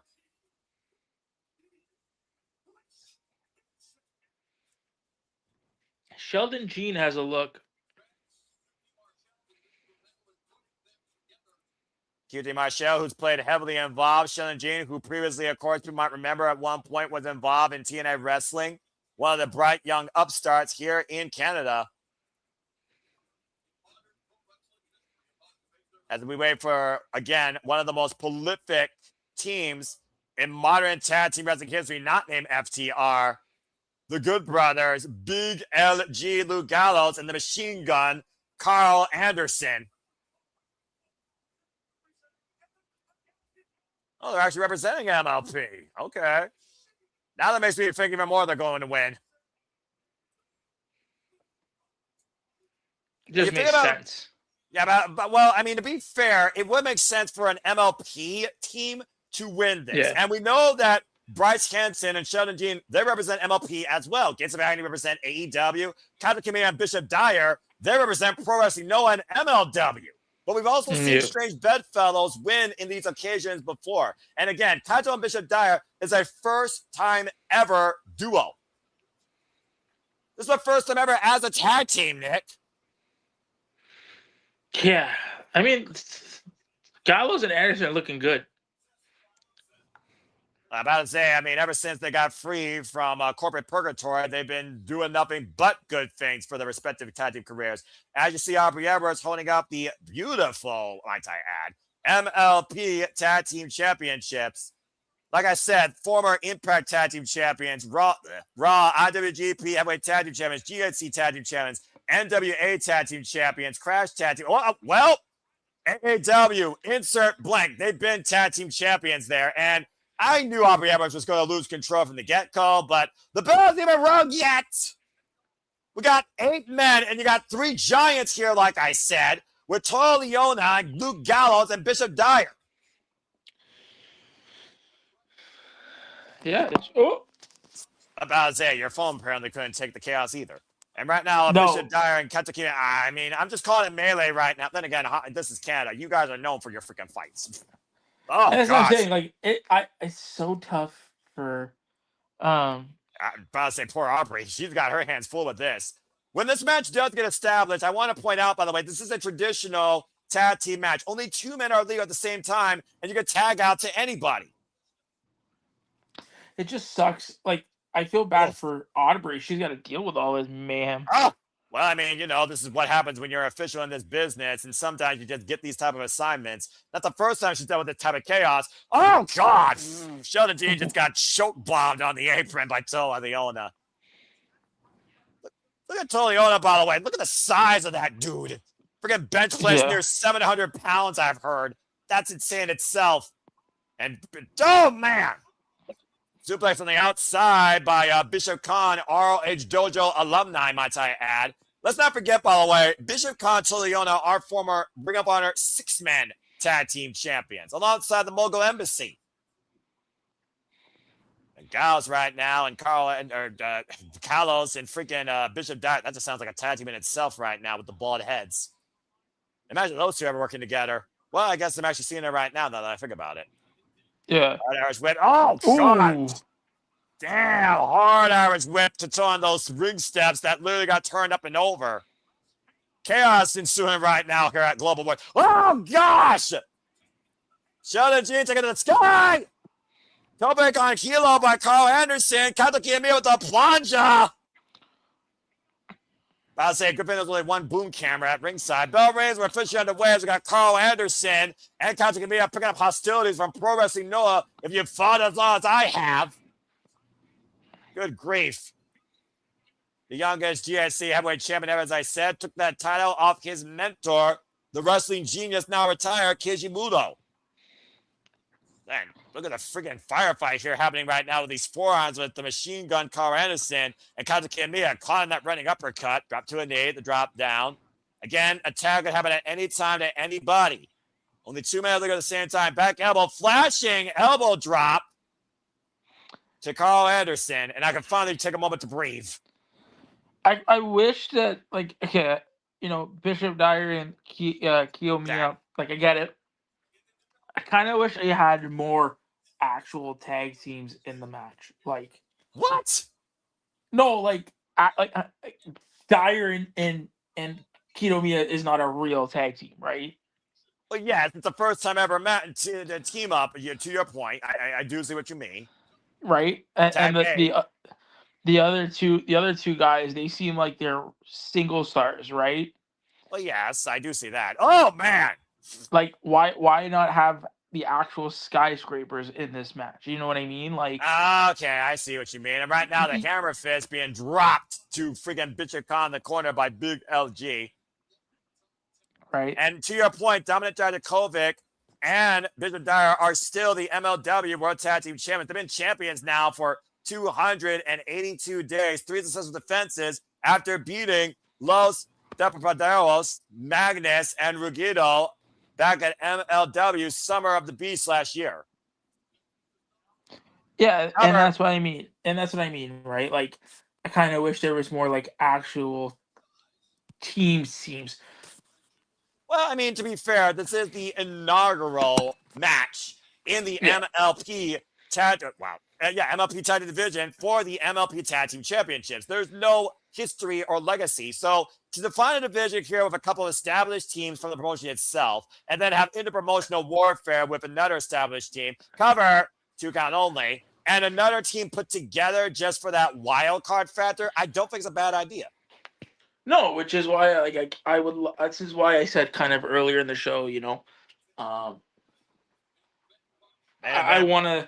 would love to see what Mayhem looks like as an actual TV show. In June and August when it comes to TSN, as now announced. Exactly, right? Like, I would love to see how they kind of format that show, and how are they going to make it different than what we kind of see right now, right?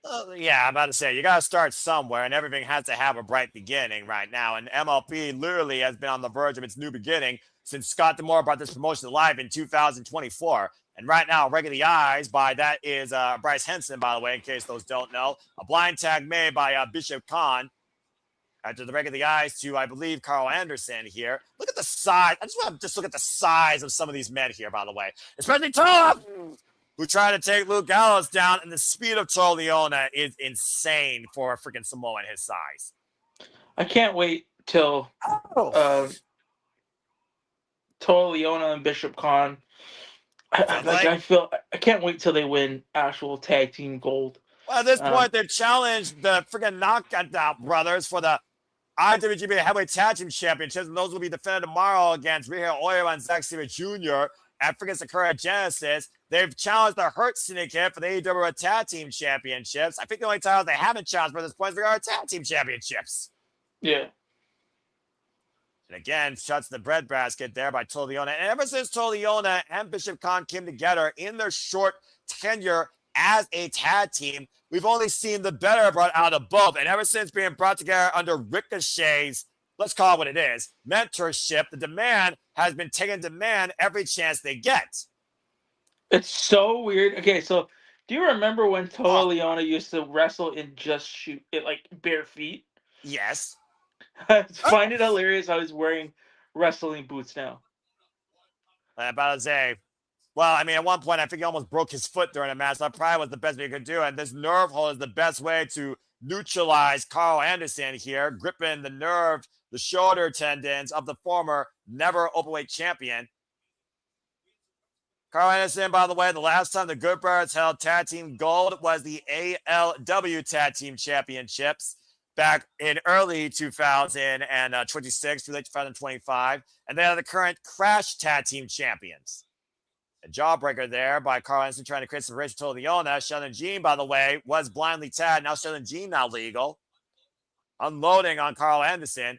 And you talk about, again, trying to keep, actual tag teams. Imagine what it would mean for the true MLP established tag team, the two originals here of MLP, Bryce Hanson and Sheldon Jean, to pick up the winner and become the inaugural MLP Tag Team Champions.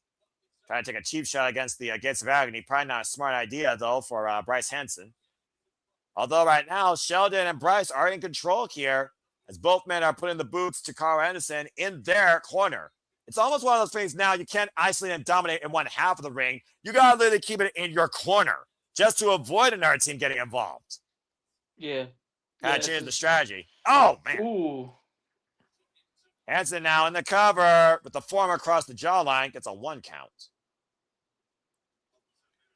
What do you think the next promotion is that's going to be getting a Global Wars? Oh, good Or Lord. which promotion that we haven't seen would you like to see get a Global Wars? Stardom, Japan. I want to see Japan and Stardom and freaking CMLL and Noah all under one roof. Do against one of the numbers game. And Spark Joshi for that matter, because Stardom works with Spark Joshi. And right now, Synergy controlling. I mean, again, we cover the territories. MPX, America, Australia, Mexico, Canada, United Kingdom. The only place they haven't covered besides Japan, if there is wrestling down there, is freaking lower point of Africa. No offense. Or Puerto Rico. I'll say. Sheldon Jean dropping Carl Anderson down to, and Carl Anderson needs a tag desperately. And again, though, Carl Anderson pushed forward to the Gates of Agony corner, and Sheldon Jean was the one that was tagged. And Sheldon Jean right now, it looks like Sheldon Jean and the Gates of Agony are kind of on the same page here against the Good Brothers, it seems. And tag made now to Bishop Khan. Anderson, again, in a world of trouble. And also, KiyoMiya and Bishop Dyer have been taken out of the equation completely. And the unfamiliarity of these two as a duo, I do wonder, does that play to their benefit against the rest of these, call what it is, further established teams? Oh, man, Toa hits the ring post. Anderson right now, again, trying to create newfound momentum. Oh, and caught Bishop Dyer into a stunner, or excuse me, cutter, net breaker on Bryce Hanson. There you go. And right now, we finally have a point of reset and a chance for Anderson to make the tag to Big LG. I was going to say, Anderson needs a tag. There he is. About time. Big LG now legal. Again, big boot by Big LG. Big close on everything's big about this dude. You kidding me? High kick, by the way. And right now, again, just jumping in to Hanson in the corner. Follow up, just driving his shoulder through it. Wow. So I don't know if you just cued into that. These Mayhem shows will be taped. Oh! Jackhammer by LG! 2. And program by Sheldon and Gene. And yeah, I also heard that will be taped. So it does go back, though. You look at the dates, though. You almost got like a month in between. That kind of makes sense. But it does make me wonder how much they are going to tape. And again, you talk about yourself, the execution of the product. As we got KiyoMiya finally trying to execute a plan of success, as he now has finally found a way back into this match that is legal. Drop kick! KiyoMiya representing Rebellion, by the way, of Pro Wrestling Noah. And Matt Prince right now, the former 3-time Dragon Screw leg went down. That move has to suck. Former 3-time GNC heavyweight champion. And now looking to control the pace here. Running with that rising knee strike here. And of course, he's known for the Shining Wizard, taken again from his mentor's playbook. And there it is! Wow. Coming down, Bishop Khan. Tola just with a subtle stomp in the back of the head. Breaks the cover up, and now Bishop Dyer in. It's still hard for me to call him by that name. Oh, man! Beautiful freaking deep six of sorts. Rising deep six. Shotgun drop by Bishop Khan. Running uppercut by Carnes. It's all breaking down again, folks. Rolling in, elbow strike by Hanson. Step up Shining Wizard by KiyoMiya. Totally on, the only one left standing. Oh, God, and a headbutt. Jesus, like getting hit with a freaking cinder block. Dude. Oh! Leona's a beast. That's accurate. Look at the face. And right now, oh, shit! Bishop Khan wiping him out with a blue frontal bomb release. Bishop Dyer, fireman's carry, gutbuster on Sheldon Gene. I forgot who's legal, by the way. Plants him with a spine buster. Carl Anderson plants Bishop Khan. Oh, man. I don't even know who. I think it's Gallows. Oh, God. That could be it right there. Shining Wizard breaks up the father LG. Planted. Freaking Hanson with a sky-high power bomb. Jesus. Chaos ensuing here at this main event. I feel bad for Aubrey. Holy shit. MLP chants ran out loud and proud as these 8 men look to make history to crown the first ever MLP Tag Team Champions. Aubrey Edwards starting her standing 10 count. At this point, I would say it's KiyoMiya and Big LG, the only 2 men left inside the ring. Ooh. A sold-out crowd here tonight, standing room only at St. Clair. And KiyoMiya, push into the midsection of Bishop Dyer. Now up in the fireman's carry of Leona. Big LG, big uppercut, clocking Tola on the jaw. And are you kidding me? What the hell? Jesus. Samoa drop, faraway slam combination on Big LG and KiyoMiya by Leona. What the hell? Holy shit. Holy shit. And I might be accurate here. Sheldon Gene and Bryce Hanson taking Leona out of the equation and driving him face first in the ring post. Smart move by this MLP duo. Now Bishop caught up and over the plunger. Ooh. The Pescado wiping him out on the outside. And now what? Oh, wait a minute. Watch the fire on your screen, Nick. Watch the fire on your screen. Those still ring stats. The step up, trip up, still wiping out. Sheldon Gene and Bryce Hanson to the outside. That could have been very bad, though. I was going to say, did he just yeah, he tripped over the still ring stats, okay. but thankfully he didn't lose his footing and still wiped himself out and a team out in the process. We're now down to the Good Brothers and Bishop Dyer and KiyoMiya. I was oh no, miscommunication again. Jumping pump kick by Carl Anderson. Bishop Dyer hoisted up, and it might be the recipe for success. Magic Killer. Here we go. Here we go. 1, 2, 3. Good Brothers with the win. Making history as the first ever MLP Tag Team Champions and another Tag Team Championship accolade in their long, illustrious careers. Just another set of tag team titles to add to their collection, right? As the same formula, Nick. A Magic Killer, a 1, 2, 3, and just a 2 sweet.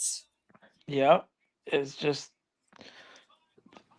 Two-time Oh, yeah. WWE Tag Team Champions, multiple-time IWGP Heavyweight Tag Team Champions, former Impact Tag Team Champions, and now the first ever MLP Tag Team Champions. The Good Brothers continue to hold down tag team wrestling. Yeah, and I mean, like you knew that like they were the team, right? Like, Oh, no doubt. You kidding me? No doubt. yeah. Ooh. Oh my gosh. That was a frenzy, though, to the finish. What a freaking phonetic pace. Yep. And I mean, like I said, you knew, yeah, with all the teams, and this is why I said, like, I kind of wish there was more like teams, other than GOA, because you kind of knew, like, without knowing. Right? It didn't take a. Continue your thought, dude. Continue your thought. Don't worry about that. Continue your thought. No, sorry, no. I guess the event is restarting. That's why I was. Well, yeah, that's what they do during the thing. As officially, Global Wars has concluded. Peace may finally be restored in Canada as we finally finish this incredible show and bring you all into a bit of a post-show discussion. And first, let me just say again, incredible night once again for Ring of Honor on another Global Wars expedition. That was fucking great. Yeah, Anyway, was, honestly, go ahead, Nick. It was a good show. It was definitely a good show. Everybody, they really showed up. They really they put in the work, and it showed. Yeah, no kidding. Dadgum. Again, the standouts. To get our breath. Oh yeah, and I mean, again, the standouts for me were, you know what? It were the talents that aren't signed to any deals. It was Taylor Isaac for, you know, how well she did in there. She held her own against a pro Athena. like Athena. Yeah. And Big O. the strength and the power and the athleticism and just the presence that Alice Crawley, Big Al, brought in her match. Oh yeah. Again, those two were my standouts. Everybody else, they did a great job. Like, it was a real solid show. Yeah, it was a real fun, dynamic show, and it was a great showcase. Multiple countries, multiple promotions, a great news for Maple Leaf Pro Wrestling. And honestly, it may not be the last time we cover Maple Leaf Pro Wrestling here, folks, if you continue to enjoy this like we did. It damn sure won't be the last time we cover Ring of Honor. As I talked about earlier, we now know Supercar of Honor comes next month. And of course, the coverage for the weekend continues. We'll see you all in a few hours when I cover Sakura Genesis live. That'll be around 2:30 a.m. Eastern Standard Time here at the Super Reliable Studios across, of course, my channel and Batty for Wrestling exclusively. Of course, our Batty friend, our Sneon Pro Wrestling friend. If you haven't subscribed to her today, don't be a dickhead. Subscribe today to Batty for Wrestling. Again, she is literally our other fellow Canadian friend and our Japanese pro wrestling lover and our little young punk. Always appreciate her, always. Of course, that will continue to ensue. Further shenanigans and coverage will conclude as tomorrow night we will stand and deliver with NXT one way or another. Should be a fun show. It's for free on YouTube. You can literally follow along with us, folks, if you choose. As we head closer to WrestleMania week, and of course, next week we'll be simply predicting and covering AEW Dynasty before the Superman's brand agenda continues forward with the WrestleMania week that's ahead, including Part Out Mania. Again, tickets are still available. Support Ed and San Antonio today. Follow on the X for more information. Support Title Match Network. Become a member today. We'll be covering all of this and so much more. Stay tuned for further details here at the Super Reliable Studios. We continue to bring you all the professional wrestling coverage we can. And again, if you enjoyed what you heard tonight and you want to follow along more with us, follow us today at SR Studio 2024 to keep up with all the updates for watch-alongs, interviews, shenanigans, and so much more. And again, I thank you all for tuning in to this coverage. So before we cut the feed, Nick, any closing thoughts? No, I mean, we've got a lot of stuff coming up. Stay tuned. A lot of great interviews, a lot of watch-alongs. No, that's it. I think that's really much it. Ooh, should check out the boys on GCW.